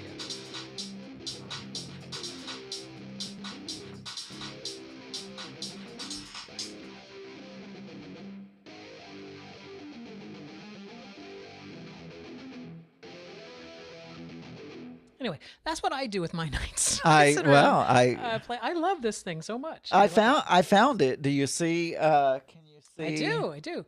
Which song is that one? Well, I don't know. I don't have so this. Just start with the first column down at the very bottom. Just touch the right next to the I one. do not have this hooked into audio. You don't have Bluetooth? You can hook it to your Bluetooth channel on your Roadcaster. That's what I did. I could do that. One moment, please. I'll. This has got to be fun for the people who are listening. Let's see. What? Bluetooth. They're used to this shit from us. Okay, so I'm going to unpair from that, and let's see if it comes up. I had problems earlier. I tried to connect to my Windows laptop. Let's see. Okay, GarageBand. So you said just hit the one. Hit the one. Just where it says the number. There you go. Now, when it starts to get up near the top, yeah, press the 2.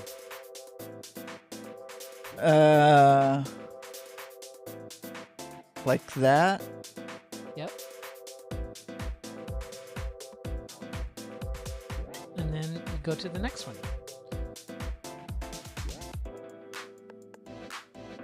And you'll notice that some of the loops are longer than the other ones. So you just, on those pre-made ones, you just kind of want to wait till the longest loop to finish. Right before it finishes, go to the next track. I'm a DJ. And then if you want to turn on and off individual things, then you can touch on the individual. So usually anything within the horizontal line is the same instrument. So if you don't like the guitar riff there, you can pick another guitar riff that they've pulled out.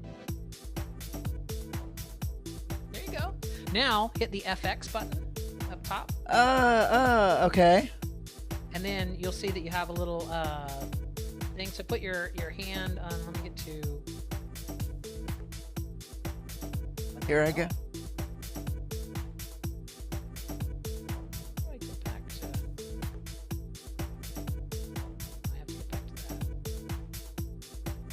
I could hook this. Actually, I could hook this into my video switcher and actually have the image of the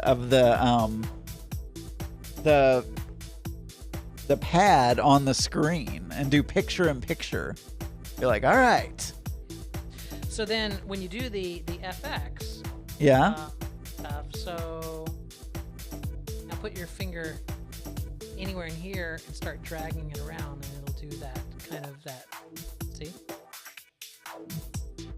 And then on the little square thing there, that will make it chop. But if you put it in the middle, and then it's slower at the bottom and faster at the top. So put it like, see how it's just. All right, and then the repeater is just for your drum beats there. So like. Oh, I don't like the way that one sounds. Yeah, it varies depending on what you're playing.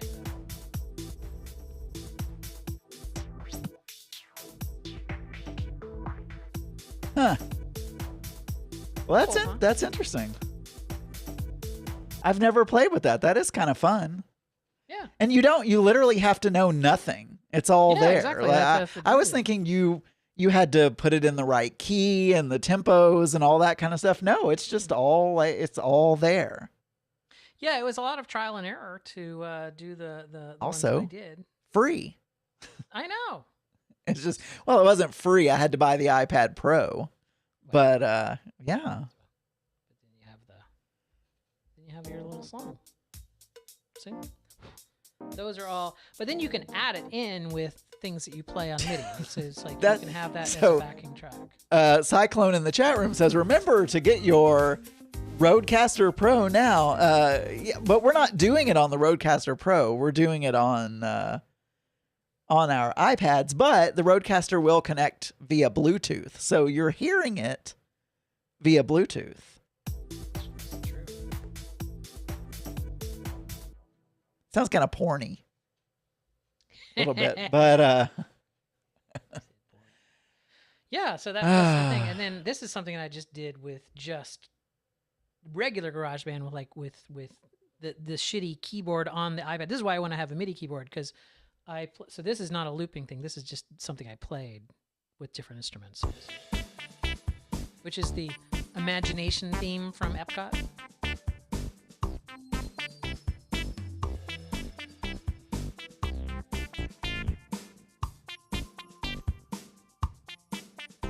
So I need a MIDI keyboard to make that smoother.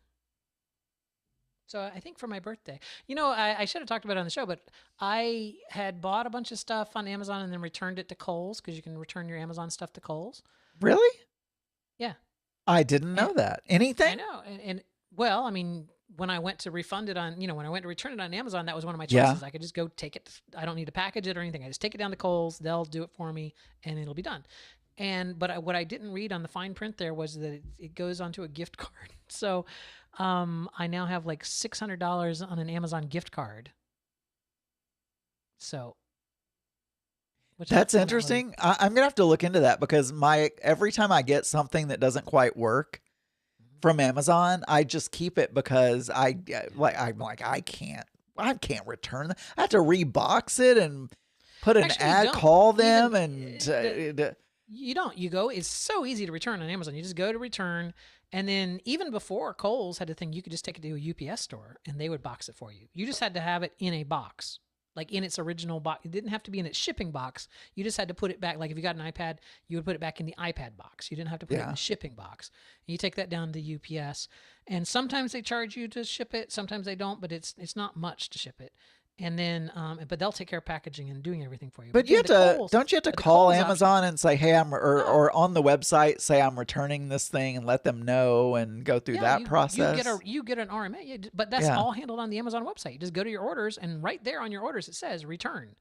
And it's like you return, and then you pick a reason off of their pre-done choices, and your reason could be it didn't work, I didn't like it, I bought the wrong thing, or whatever, and then they give you the option to how you want to return it. And I just picked the Kohl's because I thought it was easy, but I didn't realize that it was gift card. And Kathy Marshall in the chat room says that's how they get you. Yeah, that's how they get you.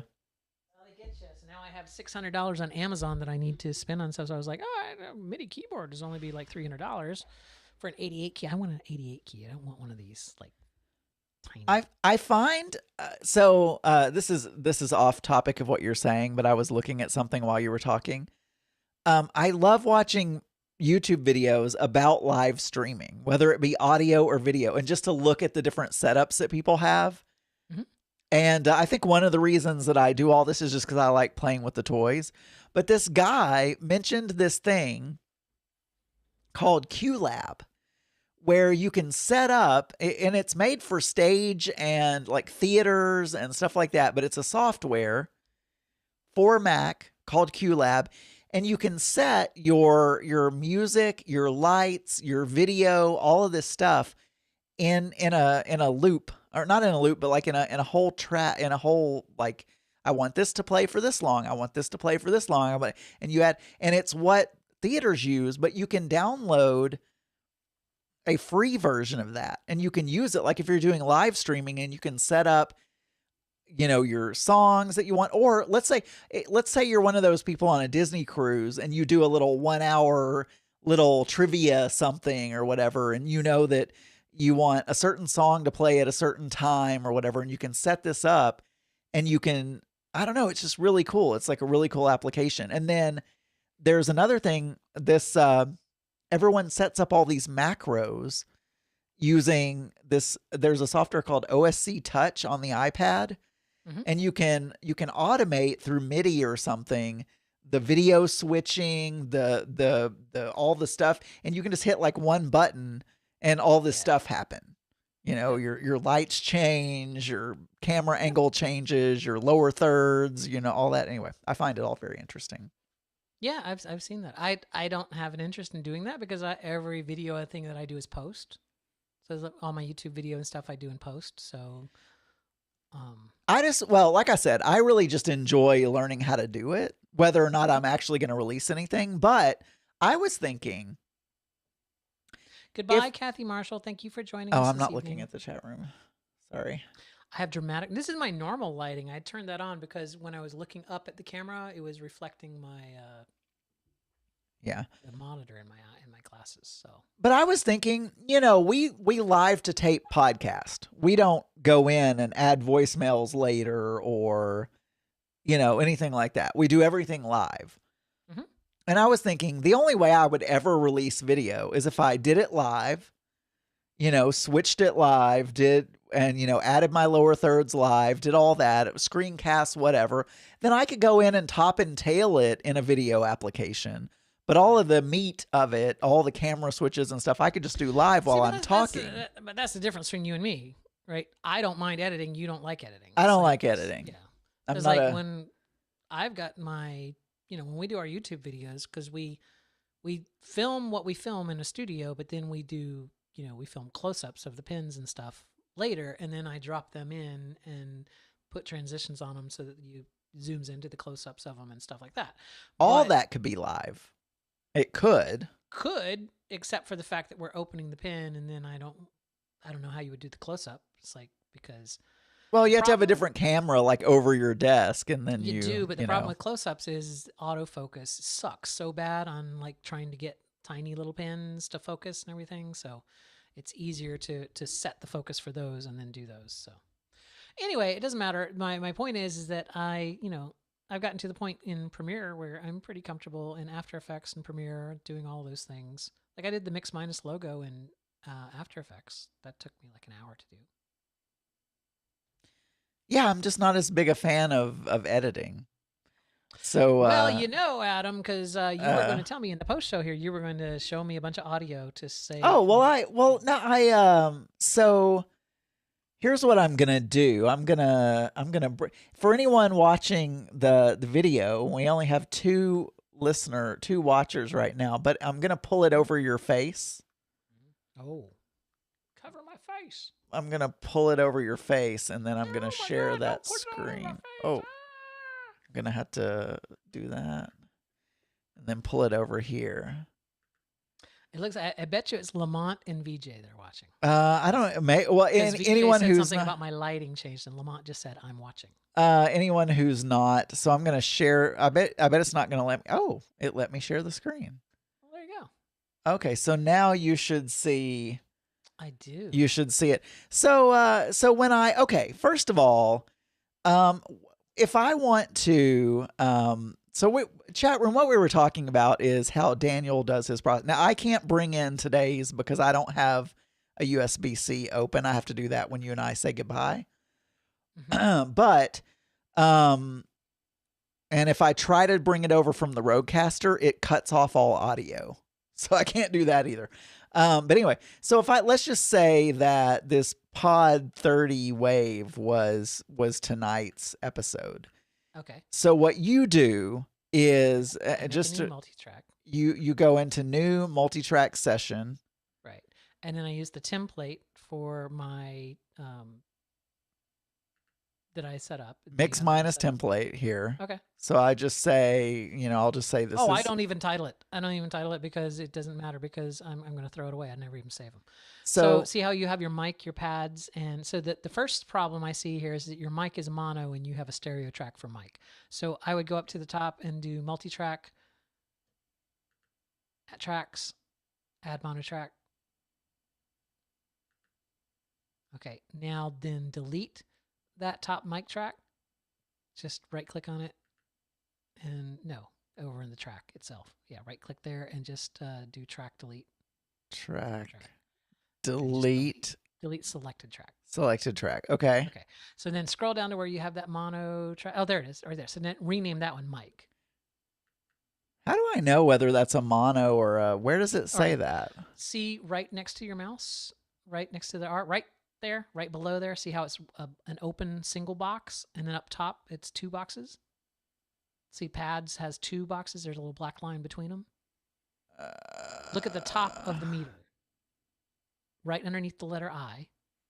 See, right there where your mouse is. Oh, right? okay. Yeah, it's two there, and it's right there. Right. So what you're going to do now is, I don't know why you have it on your input. Yeah, okay, it's fine.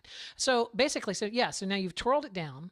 First of all, save this template. So do file export. Well, okay, here's the other question I had. If I wanted to add effects, and also save the effects as a template, but I want to test those on tracks. Do you go in, put tracks in there, add the effects, make sure they're the way, and then delete the tracks and then export as a template? Is that what you do? No, so hit FX up there. Very top. Yeah. No. The letter FX. See, at the top of your, can I request? I don't know. Maybe. Control. All right.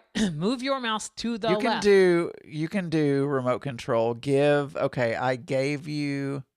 Oh, now the Mac is going to want me to allow that. So let me just allow. It says I can control Adam Burns' screen. So now, okay, you should be able to control it now. Yeah. Oh, okay. See, you're controlling it right here. See? Okay. Then each track has, this is just the effects rack. Oh, I can't add it over there on the far right? This is for the entire, this is for everything. This is for the master track. I thought okay.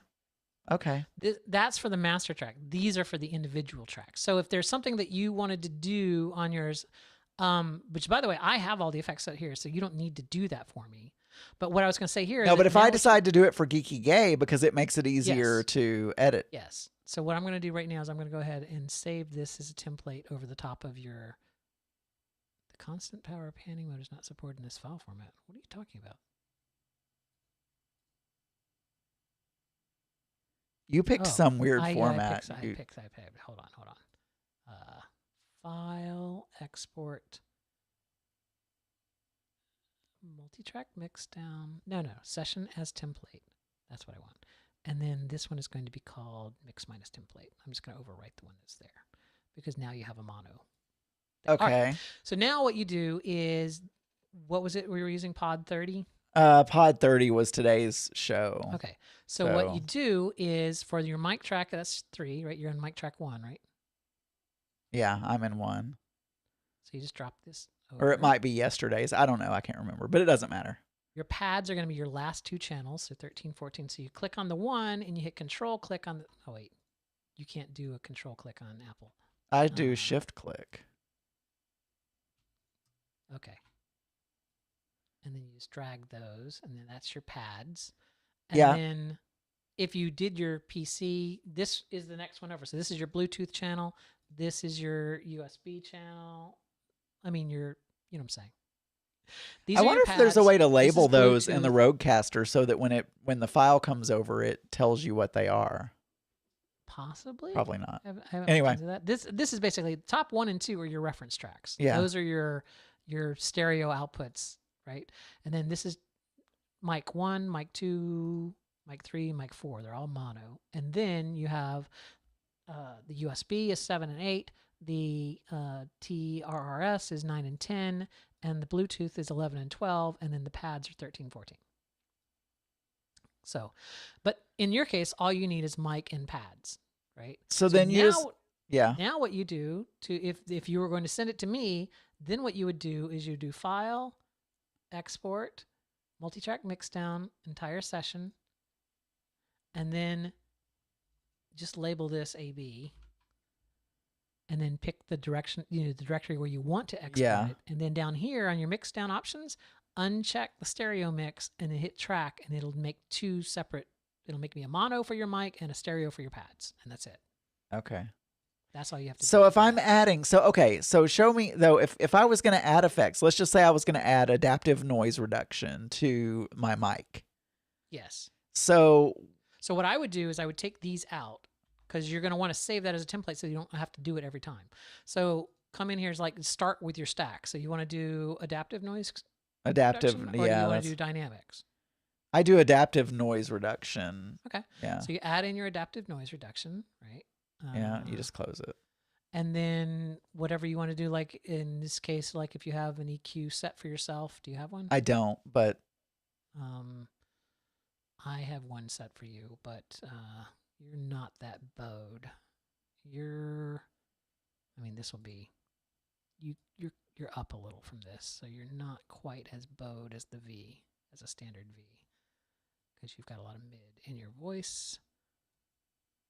You can do that, or if you want. Yeah, that's what I've been told. I'm very mid heavy. If you want, and then usually what I do is, your voice never is here, and this will take out any of those banging on your table where the mic stand, I'm saying, those thumps and stuff. Yeah, that kind of takes those out, right? So then you keep that there, right? And then any other, you have a full effects rack here, so all you have to do is pull this down. So then I do that, and then I just save it again. Save it as a template again, and save over the same name, and it'll overwrite it. And then every time that you open that template, you will have those things on that. And then you just drag your mic over to that piece, this 3 mono, drag it over there. And then when you play it, it should do all those things. What? Oh, that's weird.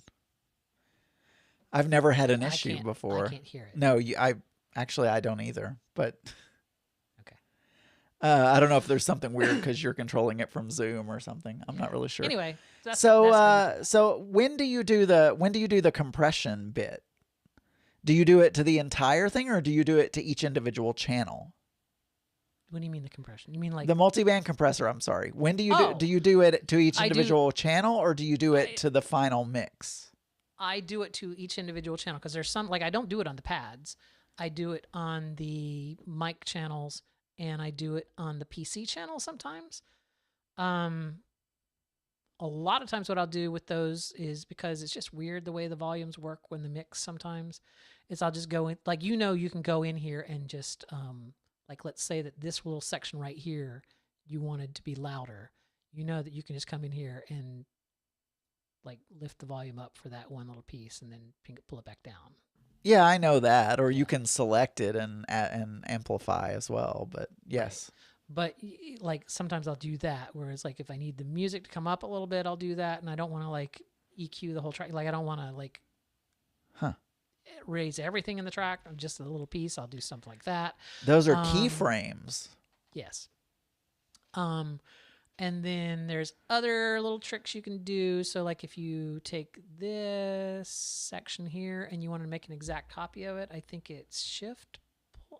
It's Shift or Alt. I don't know if you have an Alt.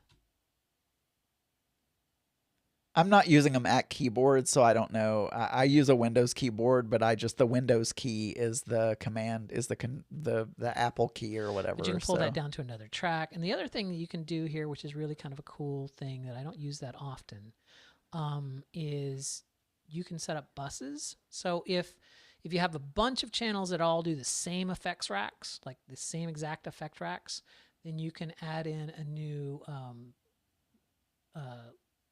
like all your mics do the same thing, right? So you can add in a mic bus track, a mono bus track. You can put your effects here. So let's say dynamics. I do mine at -52. I do 56 but that's fine. Doesn't matter. And then what you would do here is you can route this guy to that bus. So you go back over here and you basically, instead of sending it out through the mix, you want to send it out through the bus, which is named bus A, right? And then the bus A goes to the mix. So that way it's going through the effects over here. So you can do multiple channels with the same. So you can send hundreds of channels to do that same thing. And I don't think it doesn't interfere with the additional. So if you wanted to set up a bus that has things that you do for all your channels, like I use dynamics for all the channels, wherever, I could set up a bus for that and just have all of them go to that bus, and then I don't have to add that to my effects stack for those things. Wow. So this is a mono bus. You can also make a stereo bus, but those are cool. So there you go. Better. So maybe later when we hang up, I'll know how to give you the tracks at the very least. There you go. I mean, I use Audition, but I just don't. Were you still broadcasting? Yeah, on the video. Yeah. Yeah. Did they see that whole screen? Yeah. That's cool. Yeah, I put it over your face. I mean, where you are, they couldn't see you at the same time. No, that's fine. But they were seeing, whoever was watching was seeing the. That's weird. Now I was seeing you go like this. It's delayed. Oh, I know it's delayed, but I didn't see you do it originally because I wasn't looking at you. And then I was like, did Daniel do that? I did. No, it's making me do that. It added that in. It's a new effects thing. It's what is that new thing that everybody's doing with the creating the fake faces or whatever it's called? Yeah, it's a deep fake. It was a deep fake. It's a deep fake Daniel. Or is there some so VJ saying turn it off and turn it on and go to preferences and check for updates? They're working on somebody's echo. Somebody's echo is not working correctly. Oh, okay. I thought they were talking about my Adobe Audition issue. Yeah. Amazon insisted I buy a smart plug for 99 cents. My Echo hasn't been online in 4 years, so it must be all the chatter here that triggered that suggestion. Well, you shouldn't hang around Daniel too long because he will convince you to buy things. I have the Rodecaster Pro specifically because of Daniel. It's true. And I have a Farrago. No, what is it? A Tableau. A Tableau that's coming in the mail any day now. Love it. And I'm gonna put. But what we're gonna do is we're gonna get Discovery Plus.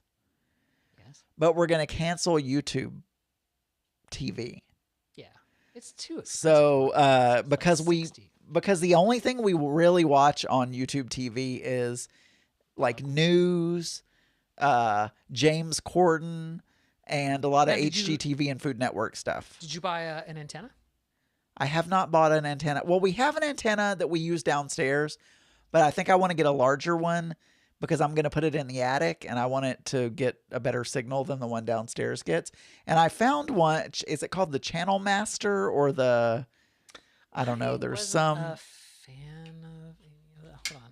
I'll show you the one that I have that I love, and it's not expensive. Is it on your roof? Because I'm putting it in the attic. I'm not gonna like climb up on the roof. I'm not that guy from Christmas Vacation or whatever, Chevy Chase. Mine is actually not on the roof. Mine is actually not on the roof. It's on the side of the house. But well, either way, I'm not gonna mount thing. It's gonna be in the attic. It's going to be in the attic. Whatever, Adam. So what is it? You're showing it to me. What are you showing me? Oh, I gotta get to the thing where I share my screen. Share screen. This not screen one. This guy. Share. This is the guy that I have. Oops, sorry. Stop. Yeah, this is the guy that I have. It looks kind of like a rifle. It does, but it says that it will TV antenna, outdoor Yagi satellite over 70-mile attic or roof mount TV antenna, long range digital OTA, clear reception 4K, blah blah blah. It is a directional one because what you're going to want to do is you're going to want to you're going to want to find one of those. Gonna wanna. You're gonna wanna. Gonna wanna. There's a thing. Basically, there's an app that you get on your phone where you can actually find which direction you need to point your antenna. So your app, the app on your phone, as you turn your phone, it'll say yes, yes, yes, like yes, good, no. And it's like, so that way you can get because TV channels, you want to point towards their tower. You're going to want to point there? You're going to want to point. I don't know how many channels do you get off of your one downstairs? Oh, I don't know. It's not that many. 10. I don't know. 8. When I put this guy on there, I ended up getting, like 30 or 40 channels. We do live in the sticks. So, I mean, we live in Arkansas, so we probably don't have as many channels near us, but the one that we got is just the tiny little circular thing that you stick on the wall or whatever. Yeah, I haven't had luck with a lot of those. And they're dicey. This one has been rock solid for. Well, you need to send me the link to that one. I do. I need to. Or put it in the Discord. You could do that as well. I'm popping it in the Discord right now. Because what happens is I forget when you put it in the Zoom chat, I forget, and then I say good night, and I close it, and then I'm like, shit. There was a link in the chat, and it's gone. In the Discord chat.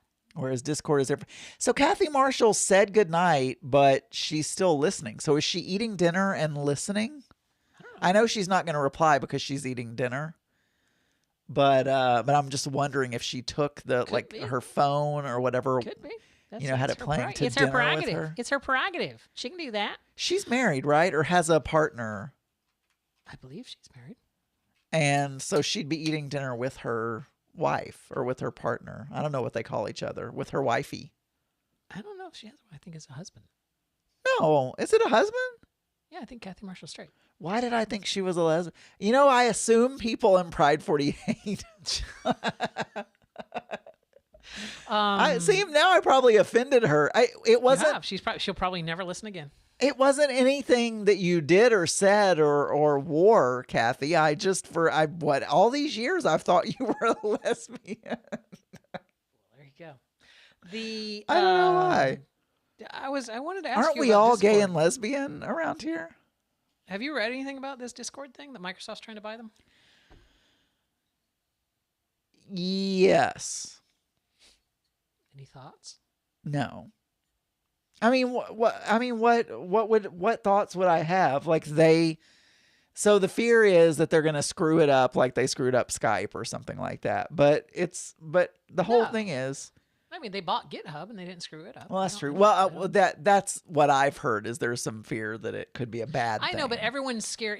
Steve Ballmer left such a stinking turd of a legacy behind that everyone still to this day is scared of Microsoft. Even though since Nutella has taken over, it's like there has not been There's not been Nutella is a spread made out of hazelnuts. Anyway, the point is that since he's taken over, Microsoft has been doing great. It's like Microsoft has embraced open source. Their dev tools have been outstanding. Microsoft Teams has been amazing. They've done a great job of pulling their shit together. I'm really just like, Microsoft is awesome. It's like Steve Ballmer was holding them back so badly for years. It was just crazy. Yeah. Yeah, everything that you just listed, Cyclone, is a Steve Ballmer thing. It's like Zune, Encarta, Outlook, Clippy, all of them, Steve Ballmer.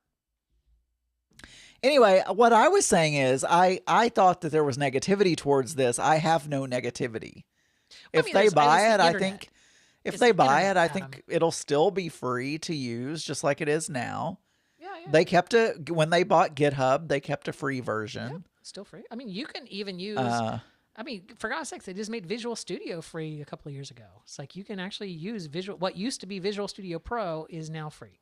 It's Visual Studio Community. Yeah. So I use VS Code now. I don't need to do anything so complicated. Which is also free. But yeah, that's free. The Weather Channel. The Weather Channel. Wait, did Microsoft buy the Weather Channel? No, they did not buy the Weather Channel. Somebody bought the weather.com.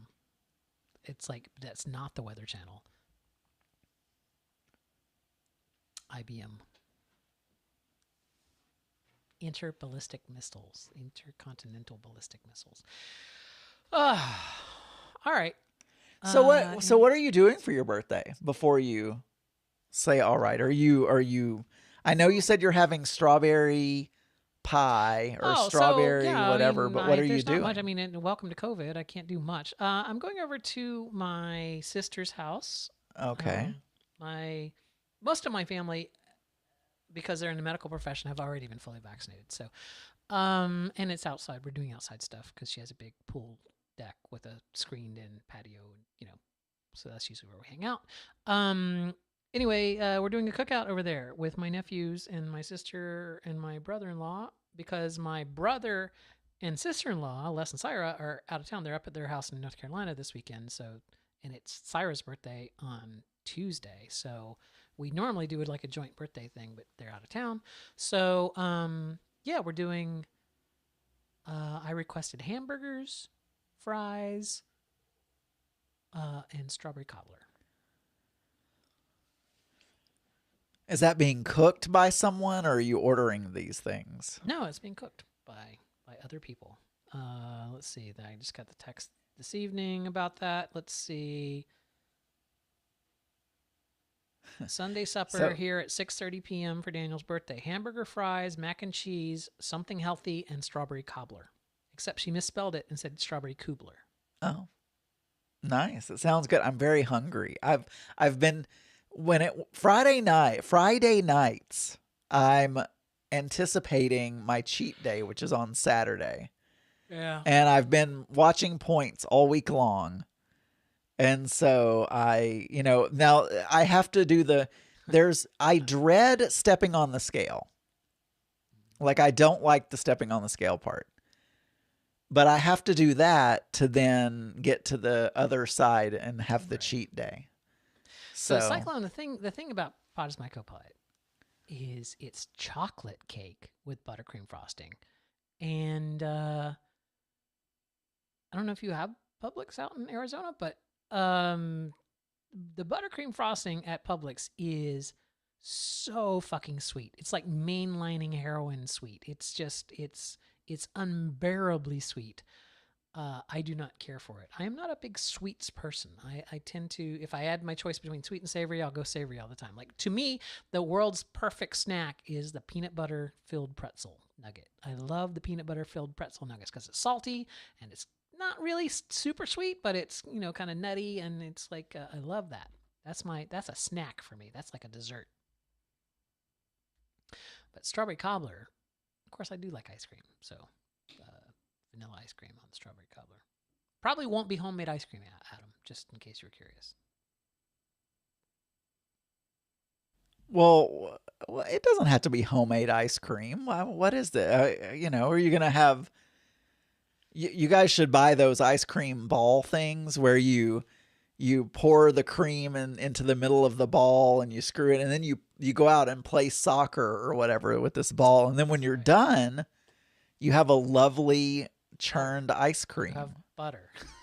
Because we live in Florida and there's no way it would stay cold. You would end up with butter. So. Yeah. Congratulations, you just churned butter. You did. Mm-hmm.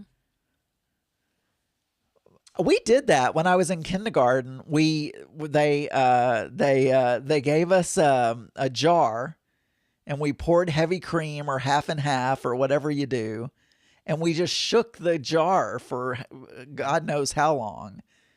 And then my teacher had brought saltine crackers in, and so when we were done churning our butter, we spread it on saltine crackers. Yeah. Yeah, you can do one of the keto ice cream things you can do is you can take heavy cream and some artificial sweetener like Swerve or something like that, and then shake the shit out of it in a mason jar. Just like shake it like till your arms are fucking like sore. A Polaroid. Yeah, and then you put it in the freezer for 6 or 7 hours or whatever, and there you go. It's ice cream. Yeah. Problem with heavy cream just doesn't, without the chemicals in ice cream that keep it from crystallizing. Where it's nice, so it's nice and smooth. That's what I like. I like those chemicals. Yeah, I mean, you gotta have the chemicals. There's I don't know, it's probably something that I could go and get. What is it, xanthan gum or something that you can mix in there that would like thicken it up without making it freeze into crystals and stuff? I mean, I don't know about all of that, but I did see, I know that xanthan gum is a thickener, and I did see on some YouTube video that I was watching the other day that you could add that to anything. You could add it to water and have like a gravyized water, basically, or whatever. But I don't know. I've never heard about it being used for ice cream specifically, so I can't say. I love gravy water. That's my favorite. Thickened water. Maybe that's what. But what's okay? Then what's the difference between in the 90s? Thickened water? What's the difference between gelatin and xanthan gum? Because doesn't gelatin just thicken things as well? Yeah, gelatin is gelatin the one that the vegans hate because it's made from horse hooves, cow hooves, or horse hooves or something like that. Yeah. Yeah, that and glue. Yeah, xanthan gum is chemicals. That's not. No animals were harmed in the making of these unnatural chemicals. It always makes me think I'm putting chewing gum in something. Yeah, but xanthan gum is one of those things that they use in the molecular gastronomy thing where they can make things. Oh, is that what they use in spherification? Where they take a mango juice or something and they drip it down into this solution of something. And I don't know though if they use, because it just gets a covering around it, and they're like little what are those boba beads? When you and I don't like boba tea, actually I hate it, but those things, the tapioca beads or whatever they are. Flavor pearls, yeah. Yeah, those. Yeah, I mean, xanthan gum is one of the tools in molecular gastronomy, not the only. I mean, there's other chemicals they use to do other things. So Cyclone says he doesn't know if there's a Vitamix recipe with xanthan gum. I don't even own a Vitamix yet. Get one? No, I didn't. Dude. I know I talked about it a lot, but no, I did not get one. When's your birthday? September? Those are expensive. I mean, you'll have to take a collection because they're $500 or $600. I mean, you wouldn't have to, but I don't think you want to spend $500 or $600 on me. It's August. Oh, it's August 17th. Everyone, mark your calendar. You're. Are we doing a live streaming thing this year? Pride 48? Yeah. I believe so. Yeah. That's in June, though. It's in June. I mean, I feel like I've waited a little bit long to put everything out, but I believe that we're still going to throw something together.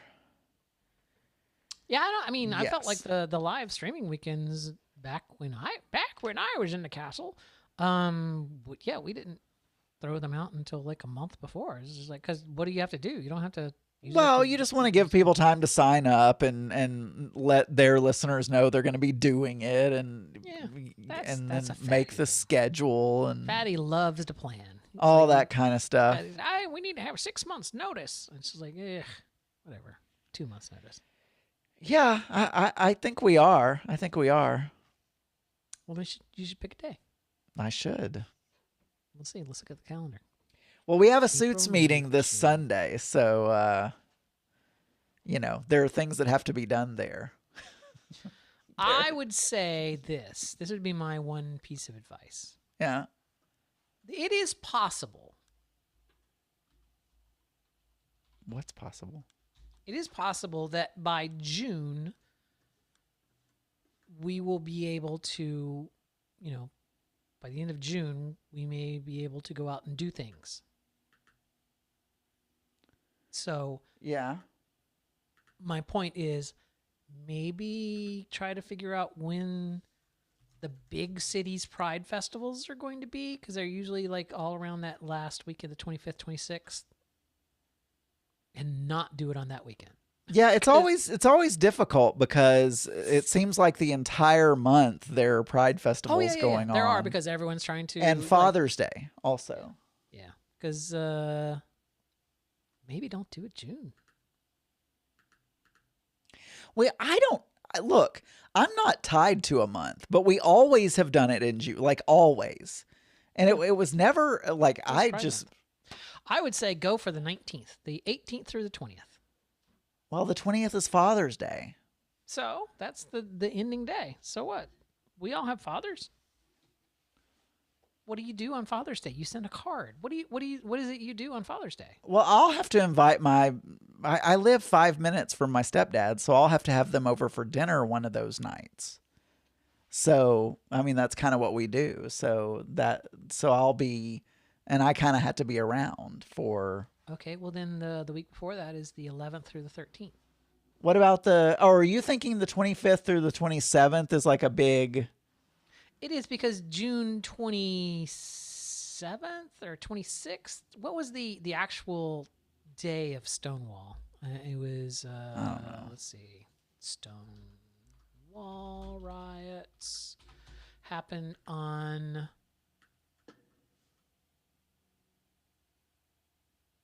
Oh, come on. June 28th. Yeah, so it's like June 28th is the anniversary of Stonewall. So it's usually like that last weekend in June is the big cities do their thing. Oh, so Cyclone said early June will be best if you think August or September is an actual live event. No. Oh, I don't think we are not doing a live event this year. Sorry, all events are live. But you're not going to do an in-person. Yeah, not an in-person event this year. I made an executive decision because here's the deal about this year. Yes, everyone's getting vaccinated, but here's the problem. A, we don't know what all the other countries, I mean, not that we have a lot of international travelers, but we have a few people that come from other places. We don't know what that's going to be like. Also, I have no guarantees that everyone's going to be able to be vaccinated by August, let's say. Hopefully they will, but we don't know that for sure. But then also, I feel like once people get vaccinated, their first trip is not going to be to Pride 48. You know?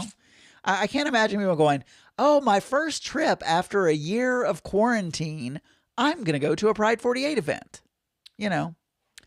So it'll be like, I want to go to Hawaii. I want to go to Disneyland, you know, whatever. So and there's also going to be a ton of people, a ton of organizations trying to suddenly like book those hotels and stuff to do their events because they haven't done their events for, a year and a half. So it's like, it's going to be crazy for a year.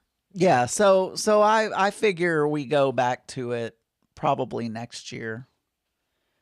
And yeah, that's, it won't be this year. Kathy Marshall, I'm sorry that I made you a lesbian.